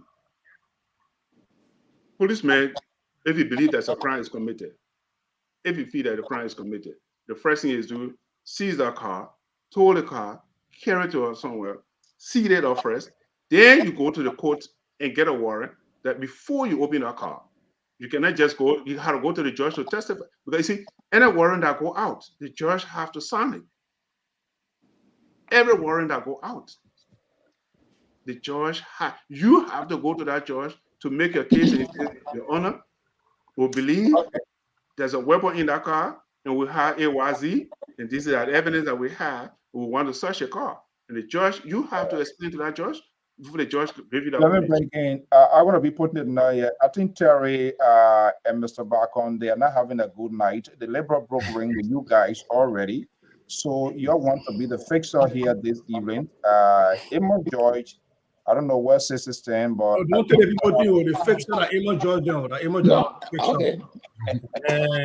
Don't get to the No. We try to be objective here.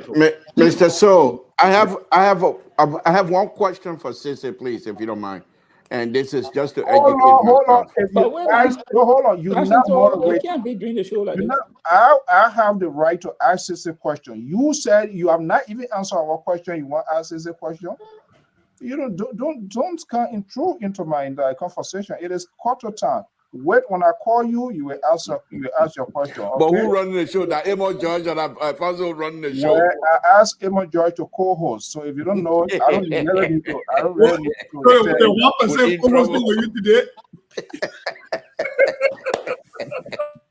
Emma is my. Well, it's something to talk from here. So, Koto, yeah. Look, on a serious note here, let's. I don't know. Now there's a halt now by the Supreme Court, so it means something wasn't right. There was some sort of a chain of command wasn't followed. Some sort of authority wasn't followed, because all of these things too can also end up being some sort of liability on the government, because this is where, like the country, how people can get some crazy money, right? State that, so you make small mistake, man, the lawyer then coming in and post slam you with big time lawsuit here. What do they need to do now? Do we need to hear from Mary Bro? Actually, do we need to hear from Mary Bro as the Director General? I know she said those things here. I remember she appeared on one of these phones here. But what are all of these things? It was just like a verbal, because when I called it one, they said they're not doing it. What should I do? What should you do? There's the government. You are one of the directors. Was there any formal complaint to the Ministry of Justice? Be a rating and outline, did a complete inventory who are in possessions of government car, or it's just a sort of guess game here. I don't know. I don't understand, because people should come and tell us to say, hey, we are in search of thousands vehicles, categorized and itemized in this ministry, this agency of government, these people, so people still in possession. So we are called these people and they are not cooperating. If that's the case, then of course we know how to pursue them. But I'm not sure whether all of these things were done. I know she just complained and say, nobody, they play here, people, you saw how the director, people then that. Of course, that's a valid case, because a lot of things happen and they have been the endless case here. Makoto, do you think it can be done differently? We're not hearing you. Let me put this number out so we can get word from. Koto, you are muted. You got to unmute your. Just say you want Breakable and Lion Ted to come. Yeah, Mr. So, how you doing? Yeah, go ahead, Mr. So. Sorry. Oh, the question, yeah. You were talking about the law. Sorry, the last one, I didn't get the end of your question. Because Samson told saying you were text, that was part of a tactic to kind of deflect my question. You don't want to answer it. No, what I'm saying is, okay, let me push you to ask you the question. Do you think it can be done differently now to bring a better result? Because we can't continue to have people, every government can, they buy new car, buy new thing. People were parking as if they're moving or government reassign. And if your government reassign you, where you will be reassigned, there should be stuff there, not to take things because other people. I am not in favor of people, every government comes to power every year, you got to buy hundreds of cars, and that's a waste of resources. I'm not a guy who believe in big government spending like the Labor and Terry, the Jerry Baconstep, and all of those sort of people. But do you think it can be done differently? Yes, Mr. So, and this is where for me I come in. I'm not saying what they did was 100% perfect. Oh. And I know that there will be some places that they will err, and that's where the correction comes in. And we are there, whatever, and that like we have it. That's why we have some of these shows there. And trust me, these people are hearing what we're saying.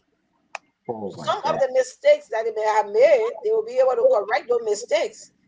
I'm sure they are not there like straight hair, just going haircut and just doing things. They did something wrong. And when we call them, that call their attention to them, they're going to correct their mistakes. But it has to start from somewhere. We can't always sit and wait until let's wait and see.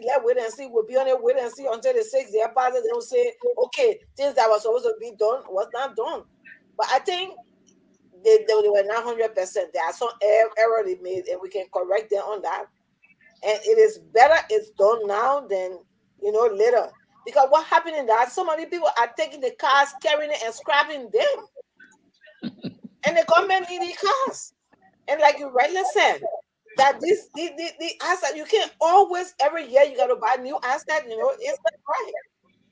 We want our country to be productive. Want to compare ourselves with other countries, but we are not willing to take steps that will help our country. Okay. You take the car and transfer it to your personal use. Now the next person that coming in, they have to buy a car for that next person. We have priority. Right now, you saw the protest that went on today, right? We have almost 700 names that have been on the Ministry of State on a listing. It's not even, they haven't gone through the process. Those are people they have to pay. I don't care what you do. You have to pay them until you can channel the proper, you go to the proper channel in keeping them either in the system or getting out of the system. So money is just wasted unnecessary. There are important, things that we have to spend money on. That the just spending money on cars. Right now, you go check. A lot of people have been exposing the cars. They scrap them. Some of them pack them in some villages. Some of them pack them in other places that you cannot easily get access to. So, like Mr. George was saying, you make an announcement. Tell me, you made an announcement. No cars will ever step in the street. You will not. Give me chance, Mr. You are talking. Those cars will not get in the street, and you will not see them. So I'm saying that yes, it is true that some things were not done right. And the thing about it, if it is done, the next thing is like what Terrence said.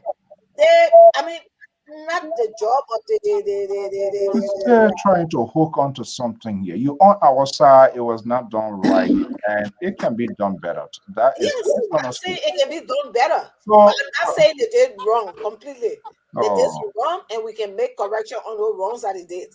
Okay. So like what Terrence said, it's the Supreme Court. That's not the stand of the Supreme Court. Who carry it to Supreme Court straight? Cases just don't go to Supreme Court. Okay, let's make progress. We have a few more minutes to go. Lpr, you say you had a question before I go to the caller. You say you have a question for Sissy? Yes. I have a question for Sissy, but I'll just frame it this way. So I think I'll just leave it as that because I too have to go here very soon. But Mr. So, one of the worries that I have, and that was going to be the question, but I'll just frame it into a statement now. because I know Sissy could have helped me out, but I'll still put in the statement form and it can still be turned to question, whatever it is. But one of the concerns that I have, that I think this access recovery process might be harmful in the future, because you do have the War and Economic Crime Court is coming. If this access recovery process continues, with those who now might be found guilty in this access recovery process, will they then be charged later on in the war crime court, and will we not consider that as double jeopardy? How do we separate this process, this access recovery process here, from the war and economic crime of the past and present government officials? That's a concern. That was the question I was going to ask to see if my comment, if it's even connected.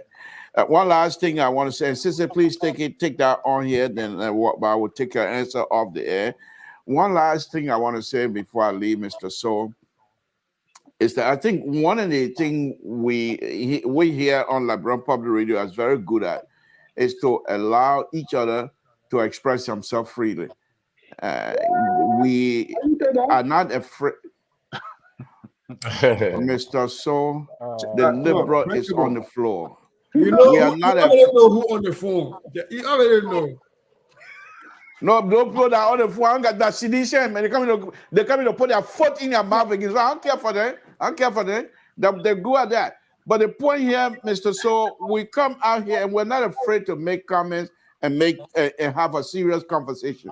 And I think audience really like that among us, because we look at Terry. He and I were not on the same page since yesterday. Jerry and I were not on the same page since yesterday. Cortu and I were not on the same page since yesterday. So this is the access, the process of a vibrant debate, intellectual engagement. What LPR is good. Finally, Mr. So, the reason why I'm leaving this early, because I would like Mr. George to continue the process of liberalizing the conversation on my behalf.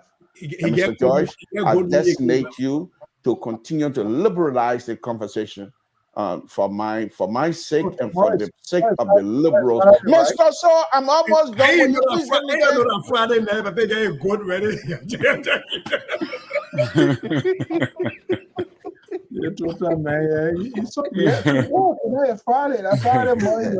So I will leave you guys to have a good time, and I'll say good night to all of you. It's been a wonderful, wonderful show. Good night, folks. Let me excuse myself so that Mr. George will continue to liberalize the conversation. Thank you very much, Mr. George, and good night to all of you. All right, yeah, we almost getting answer to one. I'm not go ahead quickly. Your point. Yeah, thank you so much for the show. You know, it just surprised me when I listen to the liberal. You know, you maybe say I start sharing my whole answer was look. I didn't hear the liberal saying that some of us express themselves to you. Liberal, are you serious? Look. My sister, Koto, I listen to you and I enjoy you. You always join a broader change, so I'm not surprised. These are the things I would know that will come. You guys face here to defend everything, so it's not seriously for me. Terry, I don't know. So now you getting your feeling and become real, but so now you bring in the broader change, things are different. Look, the thing we're talking here is. You shall criticize everything that was negative. And you listen to your information minister on a platform, international platform, and justifying everything that's wrong. That's the same thing the president did. The president went on BBC and behaving like my 12-year-old child who not know about Labrador. You necessarily been necessary for the 2 years. 12 years as vice president, he's talking about how now in Mobile, I led is not even in the country, I was not in the country. I don't think that he's only camping you are president now for 4 months now. You see your own mistake that you make it. Brigable. Corruption, all your government. Brigable. You see the corruption. You're not taking no action. But you're discussing about how country is suffering. How people don't get this, people don't get that. You were in the system for as a 7-man command.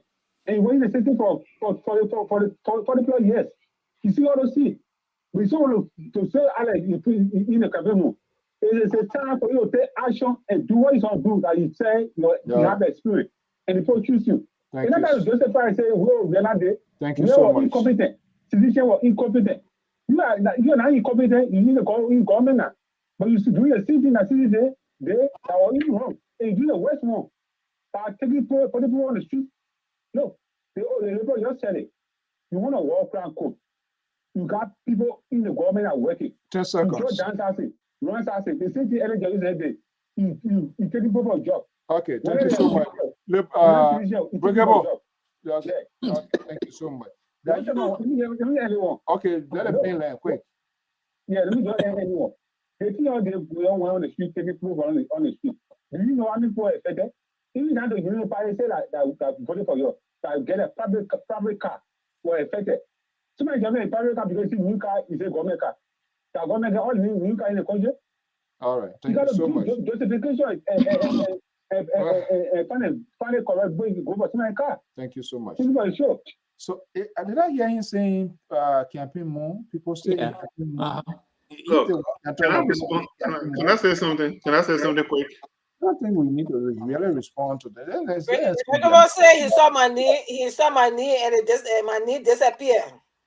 So can I say something to the gentleman who just called Yeah. us? Yeah, you say you saw your knee on it. Yeah, I said maybe because I didn't say CV. Because I said CV, all my knee will be there.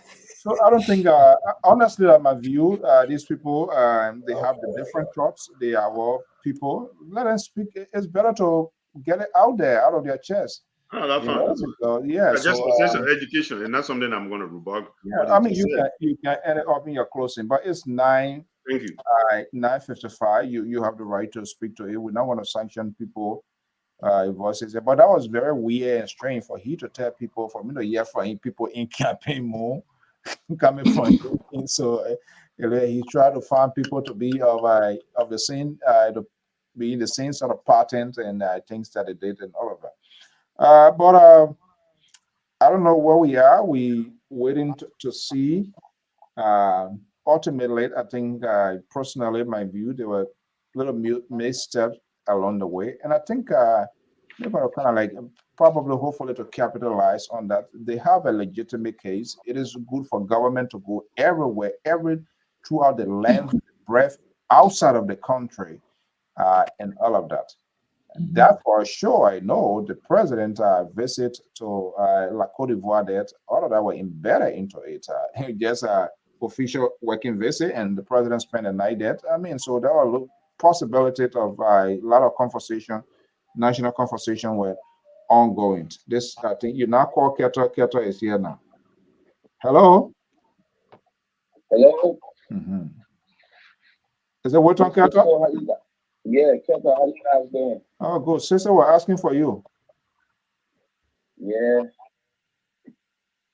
The money. He not pay your money? Sister running away from me. No mind. You put a beautiful dollar on it.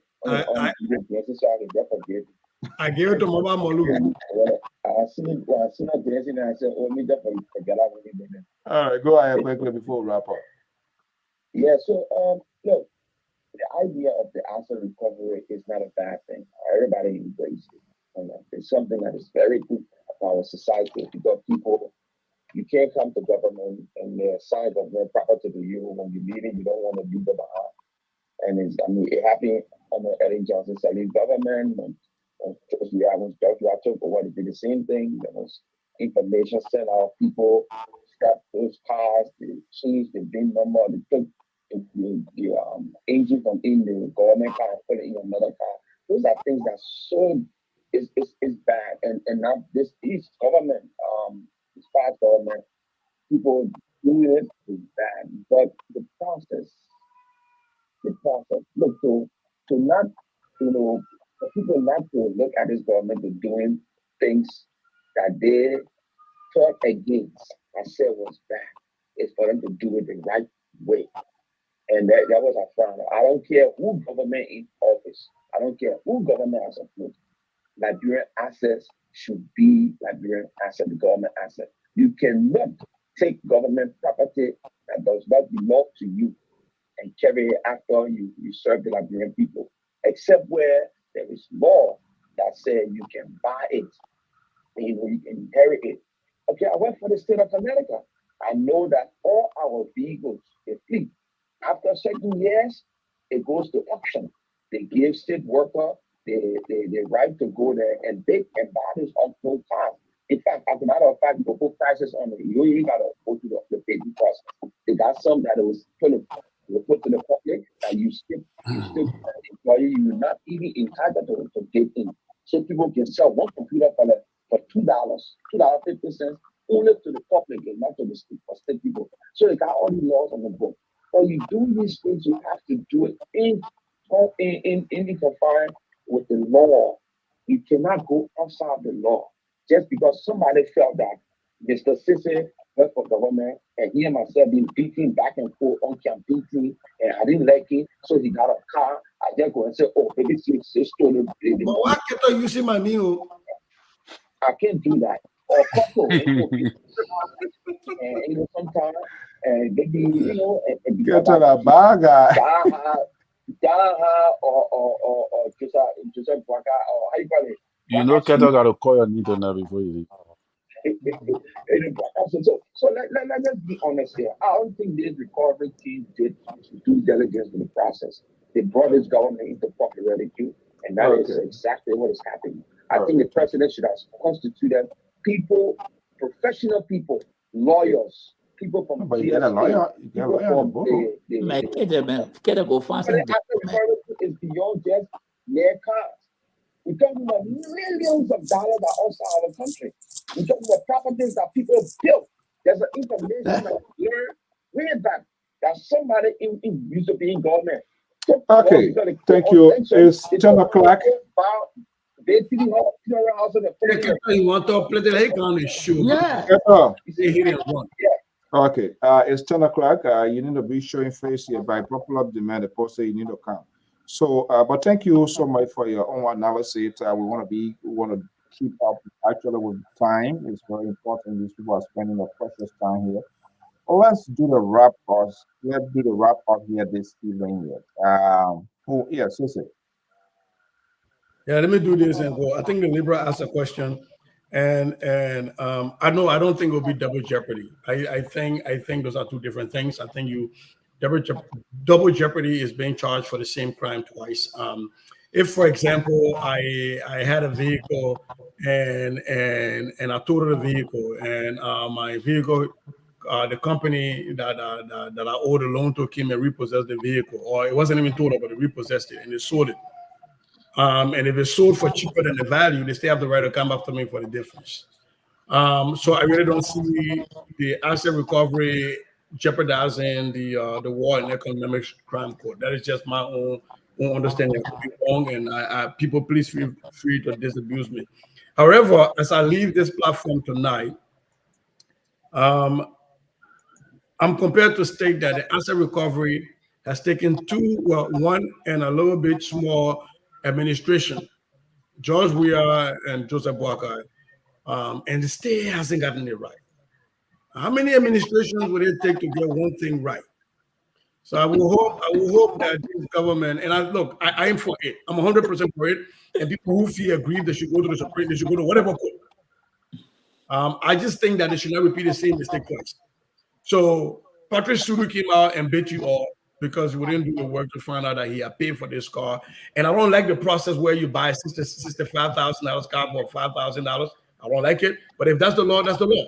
Like Musa Benito would say, the law is the law. So we ought to change that, but we don't get to say, oh, no, we don't like it, so we prosecute somebody for it.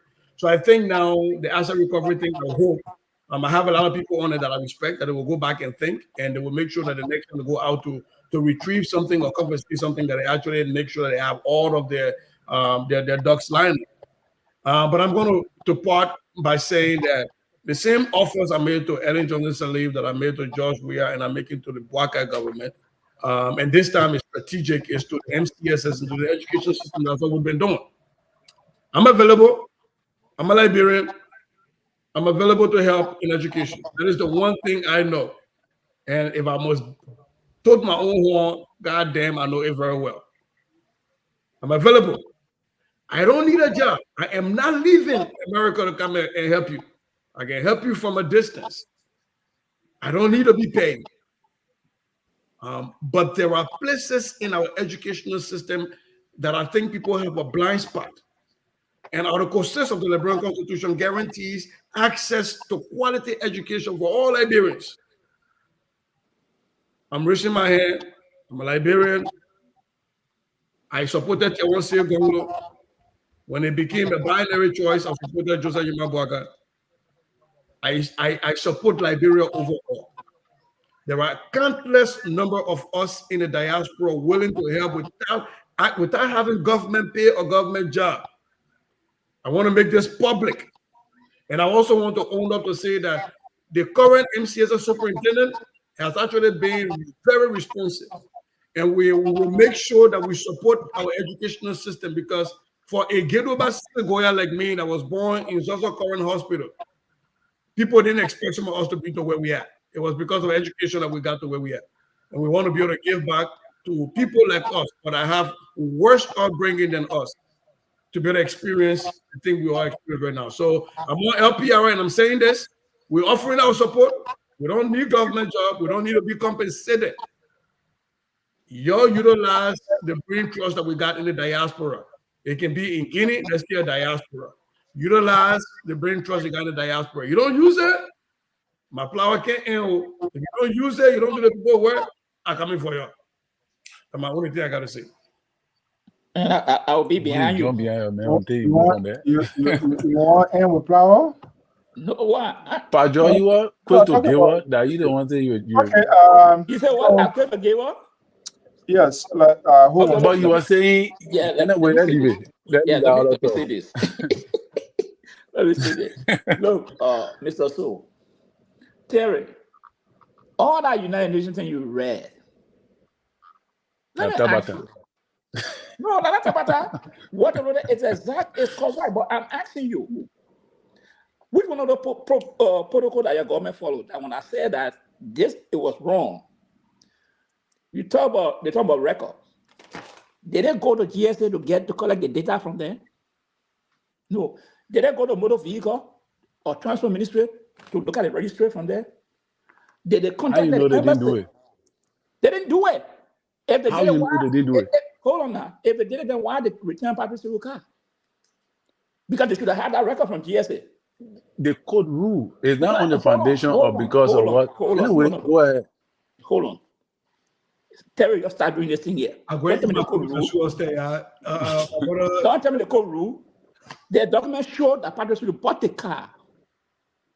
And there's a law saying that after 3 years, the car has depreciated and can be sold. So then what was the need? Those are the research people should have done. When you have your record and you go over your inspection, if you pull a vehicle or the opener, you look for the VIN number to identify the record that you have. It wasn't done. Secondly, if someone brought in 50 cars, 60 cars, you go to the revenue authority to see whether that car, the proper tax to pay. That can give you an authority to arrest the vehicle also, because that means the federal government. All the documents will be in your team possession. It was not done. Yeah, I mean that the price. And you expect me to come and say, you said that they were right.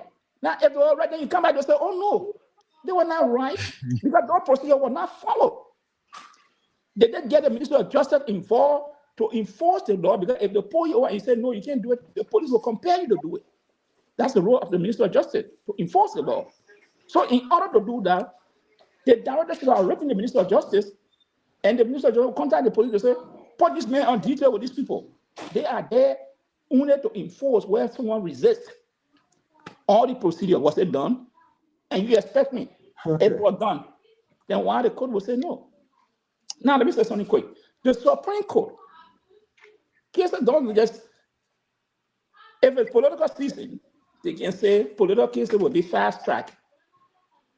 So that they don't have to go through the local court because that's a season, and they say they don't want the cases, political cases, to be delayed. So they say, okay, the Supreme Court will fast track these cases. And secondly, if it becomes a constitutional issue where people's rights are involved, the local can say, hey, that's a constitutional issue, so we'll send it up to the Supreme Court. They are there to interpret the law. That's their job.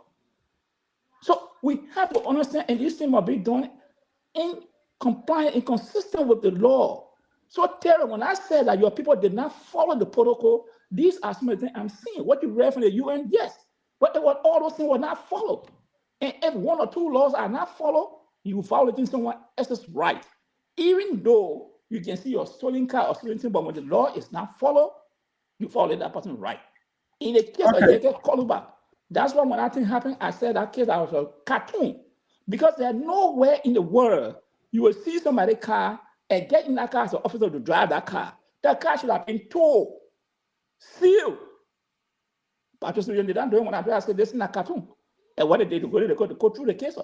So one of those who always said the police in Liberia, they are not doing it when it comes to preserving crime scene. They don't do it. It's lacking. They put the training behind them. So I just want to be able to also tell your people, send out UN people to them. So Terry will be speaking to you too. Don't finish speaking and then run away. So No. Terry can speak, but I'm just saying he should send out UN package to them so they can read it, so they can follow the protocol. Who wants to go next? Yeah, can I come in? Let me just go. All right. Firstly, I want us to educate the public what an executive order looks like. From what I'm reading here, it says an executive order is defined as a declaration by the president or a governor which has the force of law, usually based on existing statutory powers. Executive orders do not require any action by the Congress or state legislature to take effect, and the legislature cannot overturn it. So one of the things we don't understand is I'm coming now. I'm coming. You understand that? The Supreme Court acted disorderly to challenge the president's executive order without having a complaint. That's what I'm trying to tell you. You just all lie here how we fail. We were not there, we didn't follow this. So I'm telling you to the Supreme Court, have you seen anything that the Supreme Court wrote to tell you the reason for which they told the asset recovery team to return the people's properties back? Terry, let me After knowing very well. No, Mr. So I just want clarity. Okay. So, Terry, I want to know.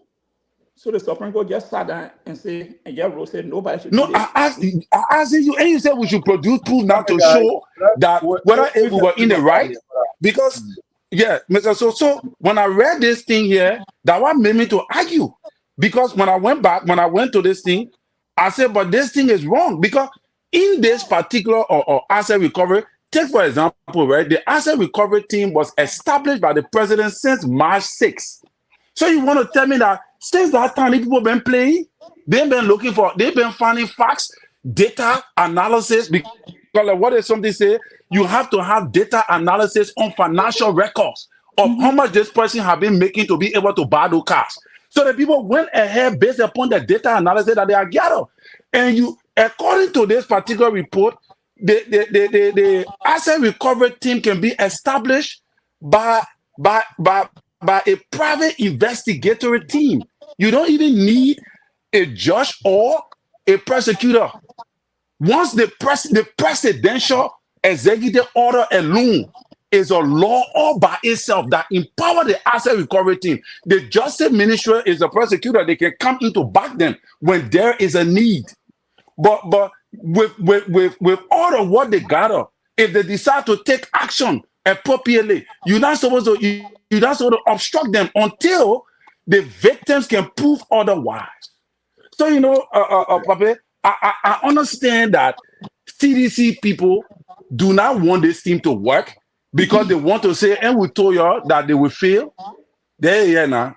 So you want to tell me the lawyer, that Martin man, is naive to the law that he will make the boys honor him to go and confiscate people's property with all evidences that they have collected? Maybe Hold on, we're not going to do it. The balance two got to close. Anything. Because these people that are handling the team is also, these people are lawyers. They are professional lawyers. You understand? So I think that the opposition, because President we are still get money, he can influence the Supreme Court with the approach of the Supreme Court moving in so swiftly. Terry calling. Terry, come on. Wait, so President we are. Oh, you have to somebody pain again. Oh my God. Oh, but the Supreme Court. The Supreme Court was under the president. That same court there. We saw how the president ran it. That same court, just and not even 1 year, and not even 3 months ago.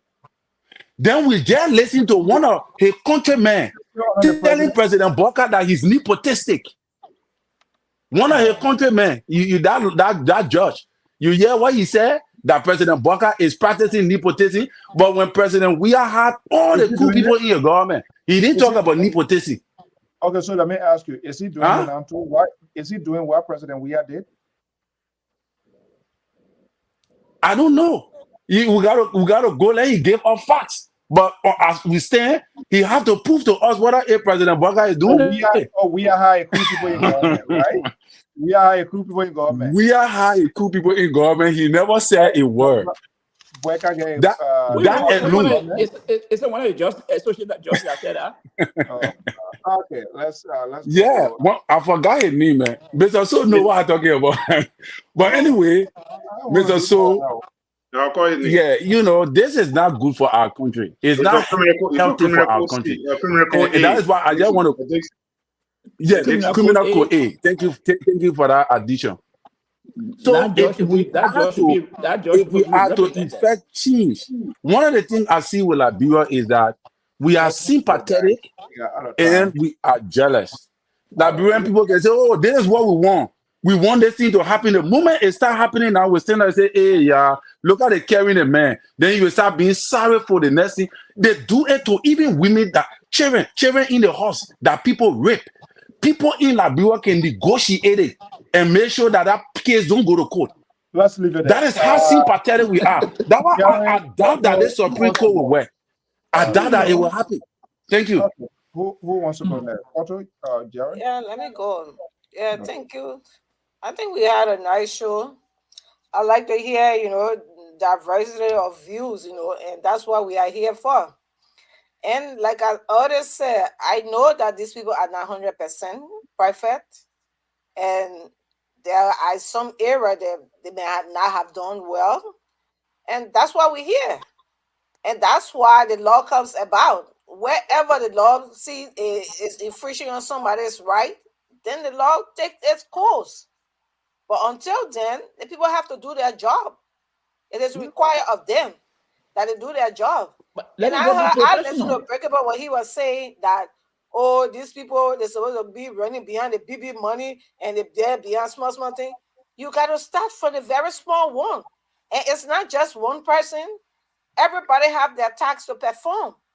So you can't wait for the other man and say, oh, the other man had to come and join me. Let's do what we're doing.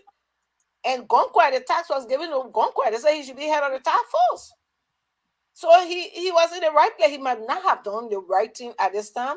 That's why we'll call on him. That some of the things he didn't do right, to correct what he didn't do. But just start shaking your head, man. Don't give me headache, man. Yeah. So the investigator, we need all the task force team. Where you think the law is not in the right place, take it to court, and then that way the law takes its course. Even the legislature, when they make the law, they do not interpret the law. Like the executive order have taken place. If you think it's not right, take it to the law. then the interpretation comes in. So I think that's why it is. But we cannot stop the people from doing their job and wait for whoever to come and interpret. Then the court that will take forever to come and interpret one law. Then we sitting and waiting for them to come and interpret a case. Let the people be charged. If they think there is against them, they go to the court and we take it there. For me, that's what I think. That's their job giving them. If they don't do it right, we're going to hold them responsible. And somebody break up saying that I don't know what they took that boycott shit. No, there's nothing like any boycott shit. Let me tell somebody, I have come here and criticize what boycott has done wrong. I'm not here to support an individual. I'm here to support Liberians. So it is nothing. I'm not working for Boyka. I'm not getting any support from him. I have never sent any a CV to anybody to say I want a job, or even whisper to anybody that I want a job in Liberia. I was there in Liberia for the inauguration. I was there. I spent some time before coming here. I never whispered to anybody that I want a job. I'm doing it because I want Liberia to be good for every one of us. Like the few times I went to Liberia, it was okay, we went around, even though people were suffering, but you could see at least there was a little hope in their eyes and their faces. That's some hope. Then the previous time I went there. And that's all we want to see. Let hope again, let a good life again come to our people. That's all. And I want to say thank you all so much. It was a pleasure being here tonight. And we are here to listen to one another's view and make all necessary correction. Don't sit there and say I'm an opposition. Anything wrong, go to Liberia. It's going to happen to any of our family or parents anywhere in Liberia. We always want to see the downfall of the next government. When we are gotten power, even though I didn't support I never thought against until we had the 2019 election that were coming. Before, for me. But I see the Omen didn't even get in position and start talking about it. Omen failed. Why would you think you were minor because you think you lost election? Wait and see. If certain things and I'm done certain period of time, okay, now you start bringing your cries out, and then we look after you what you have to say. But other than that, you guys are the ones still crying. You're crying for the election result. The defeat is still covering your eyes. But I say, all of you should stop this cry and let come to develop Liberia. You see something wrong? Hey, for me, I'm not against somebody coming to say something against what is wrong. We do the wrong thing and we correct our steps and move on. Okay, thank you so much. We already out here. So Jerry. So much. Good night. Have a pleasant night. Okay. So yeah. Okay. Anyway, we'll discuss it. We'll discuss it over the air. We'll discuss it over the air. That's fine. But look, listen. In all sincerity. Yeah, but before you make it, I want to tap into your. Oh, the doctor is calling. See, there's no way. It's better late than never. Let me tap into your background, security background. Dr. Jones, welcome. We are hearing you. Now, here we are.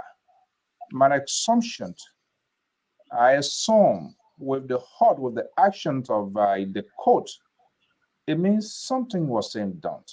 And you kind of like allude here, but you try to be the fixer, and I know where you are coming from because you can undo the devil out when you have to dress that devil for the carnival. Now the party is on.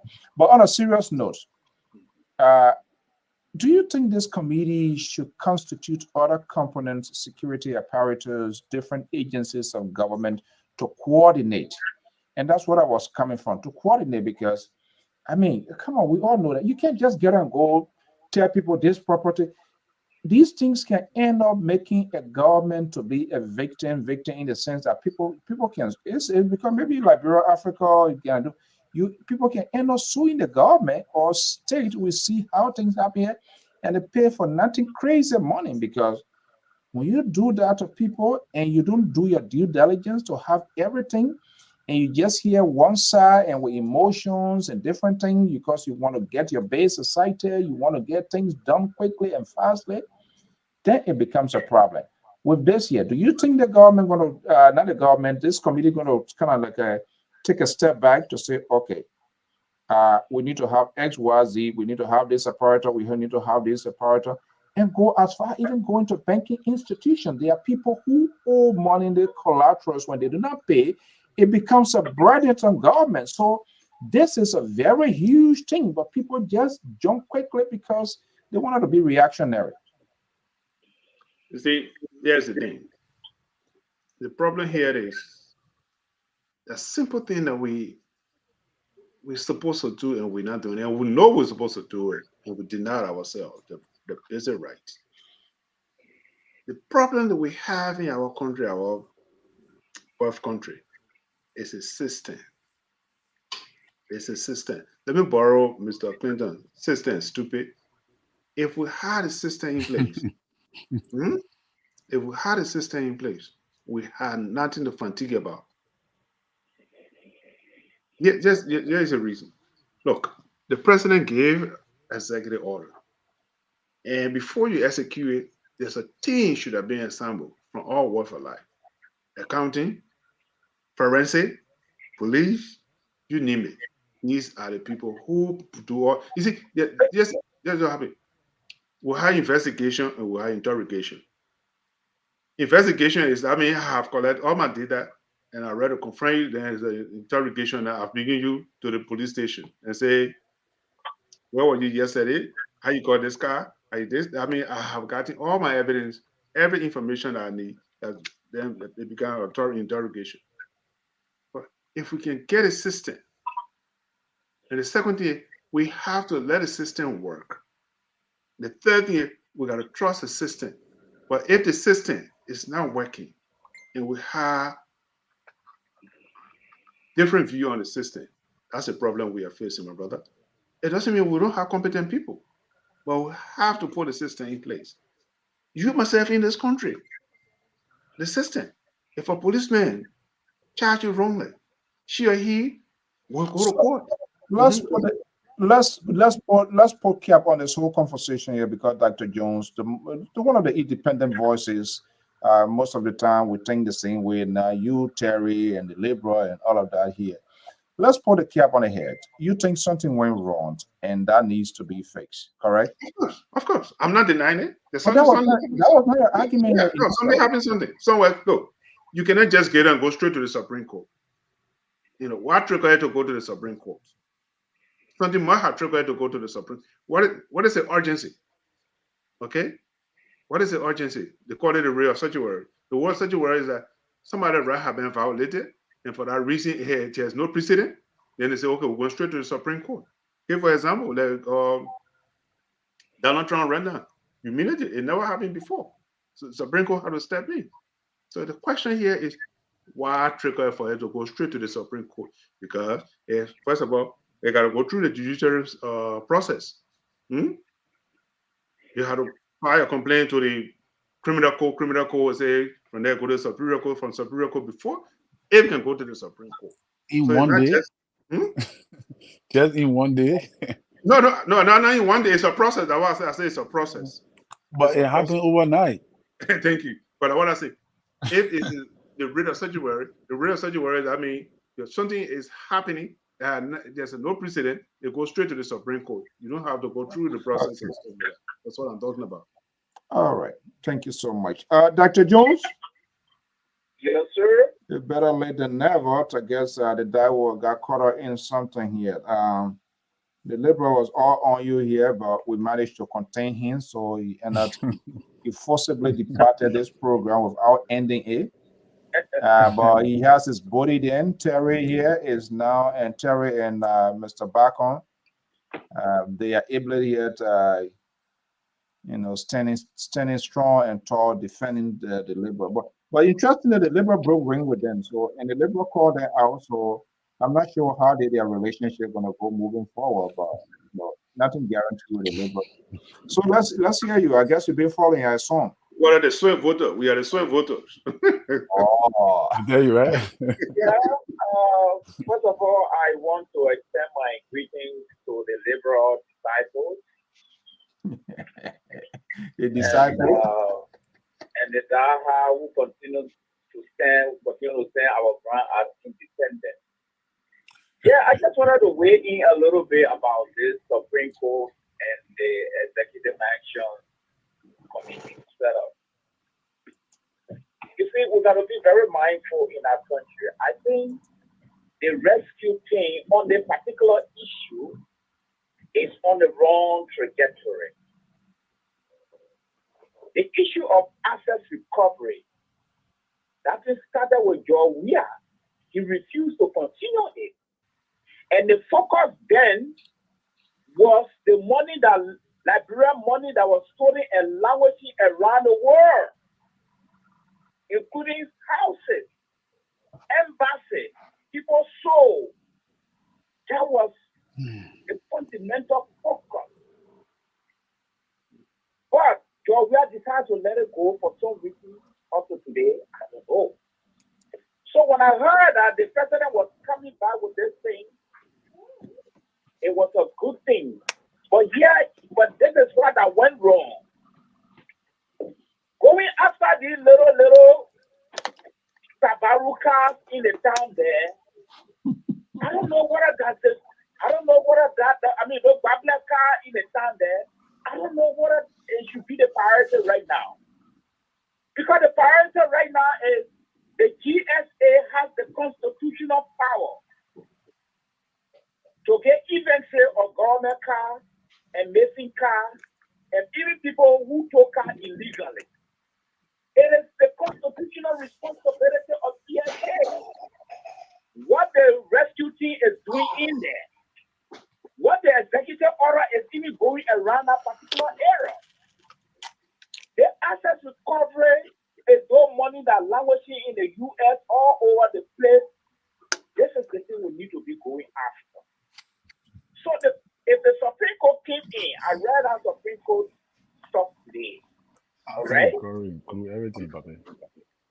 Yeah, according to stuff. And my brother, panelist, Collins, I mean, he get a detailed historical analysis of the executive order. But some executive order themselves can be abusive legally. So I'm beginning to wonder, what are the lawyers that are helping the Pape in the executive mansion? Oh, are they doing their homework? Or they just want to exploit him because of his age factor? Or they have seen the government to be an elephant meat? Because there are a lot of missteps coming in right now. So the decision the Supreme Court today took, it was not a wrong decision at all. The only portion I agree with Mr. Barco is that to go to the Supreme Court, you must have traveled so many other areas before finally you can go to the Supreme Court, because Supreme Court will hear the verdict of the lower court to render decision. So I agree with you 100%. The best thing you can think is your real time. That's very wrong. All right? So my suggestion here is that normally when executive order are passed, either someone shouldn't take this, or someone shouldn't pass the rule, or I give it the authority to the party to do this one. But when an executive order is passed, where taxpayer money is hanging around it, it's a problem. Parliament will have to talk something about that. Where is the money coming from to pay this and recovery committee that is set up? They got to get paid. They got to be paid monthly. And it's taxpayer money that coming in. The president don't have the power to take taxpayer money and get dispensed illegally. No. Parliament will have to give him that authority. And there are other ways you also get executive order that does not involve anything like money. Not at all. And so it move on, it happens. But that particular one is a committee staff. The people are supposed to be on salary. They need cars. They need facilities. They need a whole lot of things. They need offices. All right? So the question now is, who paid them? Parliament got to come in. So that whole thing was wrong, to be very frank with you. It was just wrong. GSA should go after these cars, not executive order. And the asset recovery we're talking about is overseas, too many money from Jacqueline time, the heading time, all the property around. People sold embassy, some people even living inside according to sources. Those are the things we want to recover right now. Thank you. Yeah, I think you put it into. You want to say something? I think you put it into context, and with this whole asset recovery, and what was the other controversial thing where there's a statute of limitation? You can go only 5 years, 6 years. You can't go to. That is just a recipe of sort of wrong practices and bad governance. In as much you want to go 15, 20 years, we must also go back. There were some people who also abuse. This is where the economic crime kicks in. We can say, and these people still around. So because they did it, so they did it 5, 10 years ago now, we should let them walk scot-free. I don't think so. I don't think terror want to see that. It must be done across the board. There's no old crime, there's no new crime. When these people did these things, they must be held accountable. Guys, we want to thank you so much. And I think that's what, and this is the challenge I'm looking for now from the rescue. You know, you want to be audit, you can be selective. Yeah, you must account for your past history as well. Yeah. You say you want to do, I agree with you. Say you want can't start from it. Definitely, if I was a sedition or any other person out of the box, they would say yes, because there were things that happened on your watch. Helen Johnson Sally broke down the car and she said she took responsibility. That responsibility, national government was compensated. She got her $5 more million from the Ibrahim Award. How much did she give to the government of Liberia? Zero. They're still working free. So we should leave that one and we just talk to the one of yesterday. But are the legislature supposed to enact a law that will extend it? This is where we need to call them out. Yes. If they really mean business, this is where we need to call them out. And I don't think they have the balls to do that because some of them tie with those past things. So they don't want to be called into both. They don't want to call into question, including even a certain president. And you know, you can tell us, say you are just parking for us to take them. The issue of vice presidency, and when people argue that I don't agree with it, is, oh, it's ceremonial. Hell no, that's not no ceremonial. You are capable to conduct the affairs of the country if the president is incapacitated. So where you come from with your own ceremonial thing? I don't agree with that. It's a chill position, Mr. So. You can hear what Jeremiah Kuhn. We're not going to go there tonight because look at the it's a chill position. It's just a position to just flex and enjoy yourself. That's all. That's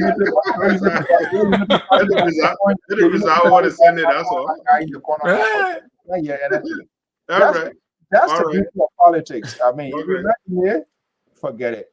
By the time you enter, even if you were like all the little chihuahua that was the Dara Dillon and Yama they were talking, then you hear there.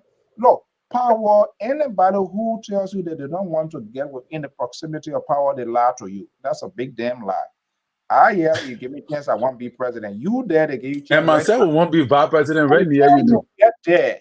You don't have to do anything. It will come to you. You know how. Right. Gentlemen, yeah, thank you. But that's the truth, Mr. Su. I think, the people, I think if they want to do it, I remember we hosted Serena Cephas, and the conversation was so ridiculous. The money they were using to spend to recover is more than what they're going to get. Wow. What sense does that make? You spend billions of dollars and then you get $1,000. Don't you know the budget for the recovery is there, don't get me wrong. You're forgetting the figure, but there are a lot of money. How extensive that's going to be?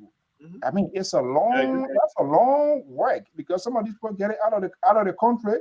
You don't just want to get out there. You don't just want to jump to Cote d'Ivoire. You don't just want to jump to America. You have to go through a process and all kinds of bureaucracy and blah blah blah. You don't just want to have your way. So it's very strategic. What they wanted to do, they should have done their due diligence, go to these various banks, get something, some sort of subpoena, to get some sort of document through a legal process. Because when that happens, then you have a ground to stand for which you can execute those orders. But people just get and wear Home Depot Danny jacket. You see the car in your pocket. You see the car in your pocket. You know, Mr. Tony, people have already received the order. The order empowered the mayor already. The who mayor get it? empowered. The president. The executive order give the man the power. But they undercut the work of the Asset Recovery Commissions that is there to charge, so that way there's no proper coordination. That's why we have in these things. But I think I'm happy now. The court systems more or less try to be independent and challenging the executive branch. You see, everybody is praising the court when without investigating whether the action of the court was right. It's not a matter of because we believe the Supreme Court is never wrong. Let me give you a breaking news. Go ahead. Arbiter that interprets the law. If I'm going wrong here, the court don't have to wait until people are summarily executed before they come. The court can be wrong, Mr. So. Of course, the court can be wrong. You can be challenged, but in this instance, I'm quite sure the court, if the court wasn't going to be wrong by this time, the government will issue a position. They have not issued a position. They have not said anything to have. Well, they got lawyers that reviewing the process. Oh, we want to respect. We want to respect the three branches of government. Let me give you the breaking news. I read in the article, corrupt judicial system in Liberia. Thank you very much, Mr. Bacon. I'm going to support you. You did a lot of beautiful writings and all of that. I don't know what Helen Johnson said. They even learn from that. And the guy you support, do you think they're going to learn something from that? Well, I mean, it's in the public. At least there are other students from different universities. I contacted them to use my research and all the things. So it's still making contribution. Yeah, so I support you on that article, Mr. Bacon. Yeah, it's coming up soon. It's almost finished. Coming up soon. We'll draw some bond share in our country. Yes, they need it. You can't eat your own baby. I don't want brother. I know my child. Oh, so they can't eat your own baby. Dog it. Wow. I know about you. You know what my mom always used to say? I don't want brother anymore. You can't hear. We know the history of these people here. When they said, you think why I'm calling him Boasians? Those are the people that we can make and talk all. So let it not go. I know soon. It'll be from British Africa. They're coming up soon. Okay. We'll be watching to see. He left, Mr. Bacon? Yeah. Have you spoken with the president? Which president? How many presidents do we have? President Boyka? We got President Joseph Biden here. Then we got President Macron. We got President, so I don't know which of the president you're talking about. President Joseph Newman Boyka of the Republic of Liberia. That one is confidential between the president and myself. Yeah, right, bro, man. I know when you start going to Macron there, I knew that the answer that will come. Okay, guys, thank you so much. All right. Yeah, thank you, Mr. So. Have good night. All right, I'll be seeing you in a couple of weeks again. Okay, Dr. Male. Yes, sir. Thank you so much for chipping in. Thank you. Okay, folks, that's how we're going to wrap the curtain of this evening here. Thank you so much for your time, your comments, your interactions, your suggestions. We usually go back to these comments. It's a learning process. Again, we want to say thank you to everyone that reached out to us during this bereavement process. The process is still on, but we really appreciate the overwhelming support that you have shown so far. And in a couple of weeks, we'll be going back to Minnesota to lead our father, our brother, our uncle to rest. Let's bring you this obituary announcement.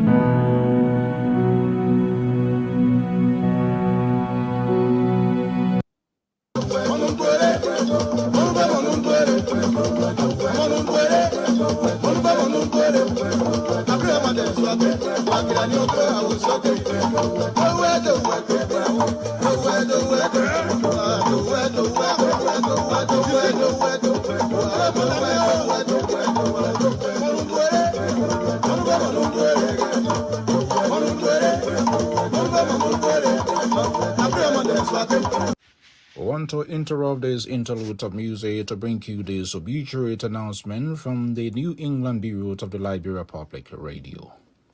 Sunrise, January 27, 1958. Sunset, March 22nd, 2024. It is with great sadness that we announce the passing of our beloved father, husband, grandfather, brother, uncle, cousin, Jerry Nentizia. This sudden event occurred on the morning of March 22nd, 2024, at his home in Ramsey, Minnesota, USA. He leaves to mourn his beloved wife, Lancourt Annette Urit Zia, his children, Geraldine Zia Adams, Ninety Talit Zia, Pa Zia, Florence Salive, Bianca Zia, and Gerald Zia, his sibling Wosint Zia, Samuel Zia, Arnold Zia, Helenont Zia, his grandchildren, Seleniant Kotu, Emmett Adams, Jermaine Adams, Shawinant Adams, Amoyat Zia, and Iranian Zia, in addition to nieces, nephews, cousins, and in-law. He is predeceased by his parents, Bokos Zia and Rube Zia of the Republic of Liberia, his brothers, Joseph Zia and Josiah Zia. The homegoing celebrations are planned for the weekend of April 26 and 27 in Minnesota, USA. This obituary announcement was brought into Liberia Public Radio by the widow of the deceased, Lancourt Annette Urit Zia, and children. Well, that's how we're going to wrap up here this evening. He was a traditionalist, a very social person. That Sunday, I remember we go for conventions, be on the county or district level. That his favorite sons, one of the funniest traditional singer. You will see him dancing. And we were missing. He was a caring person, and our prayers and thought out to the wife, the kids, and everybody. And so it is why it is. We just have to go through it. But we want to thank all of you for those of you who've been reaching out, even just by commenting on the picture, sending the emojis of condolence, whatever it is. We really, really appreciate that. Keep the family in prayer. The wife, the children, and all of them, they are hanging in there. And we really want to say a big thank you to the folks in Minnesota. He been there for the long years, and I think that sort of relationship was really built. Their support is amazing. Always in and out his church, and all of those folks that are out there. Until then, by God's willing, we'll be back here Sunday for more informative news programs as well. Liberia Public Radio will be in Minnesota. We're going to be bringing you live coverage to honor Jared. The late Zia served as chairman of the board of directors of our own District Bars and District Association. Where our president Zian Port, good evening, those former leader of the community as well. We will be there the weekend, 26-27 weekend in Minneapolis, Minnesota, to bring you live coverage, his homegoing celebration that LPR. This year, it's just been a sort of horrible year. This is other young man, and Vincent Reeves. Vincent Reeves formerly served as the chapter president of the Baltimore chapter of the Granger Association. He served as district and Niawa associations in the USA as well, Development Association. He too will be laid to rest the 12th and 13th weekend of April in Baltimore, right here in USA. Liberia Public Radio will also be there to bring you live homegoing celebrations of Vincent Peter Reeves who passed away a couple of weeks ago in Atlanta, Georgia. But most of the family brothers in Baltimore, so the remains is currently in Baltimore, and this is where his celebrations of his life will be taking place. Until then, folks, we want to say it. Thank you so much for sharing your event with us. By God's willing, we're going to be back here at some point in time for more news, information, and entertainment. Until then, have a pleasant evening. Bye-bye. Shiri, I love you.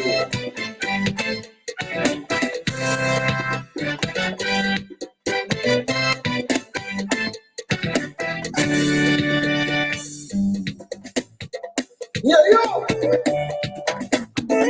Yeah, yo. Yeah, yo. Madame Oudé Marie-Beth, Benjou, Charlotte. I was there.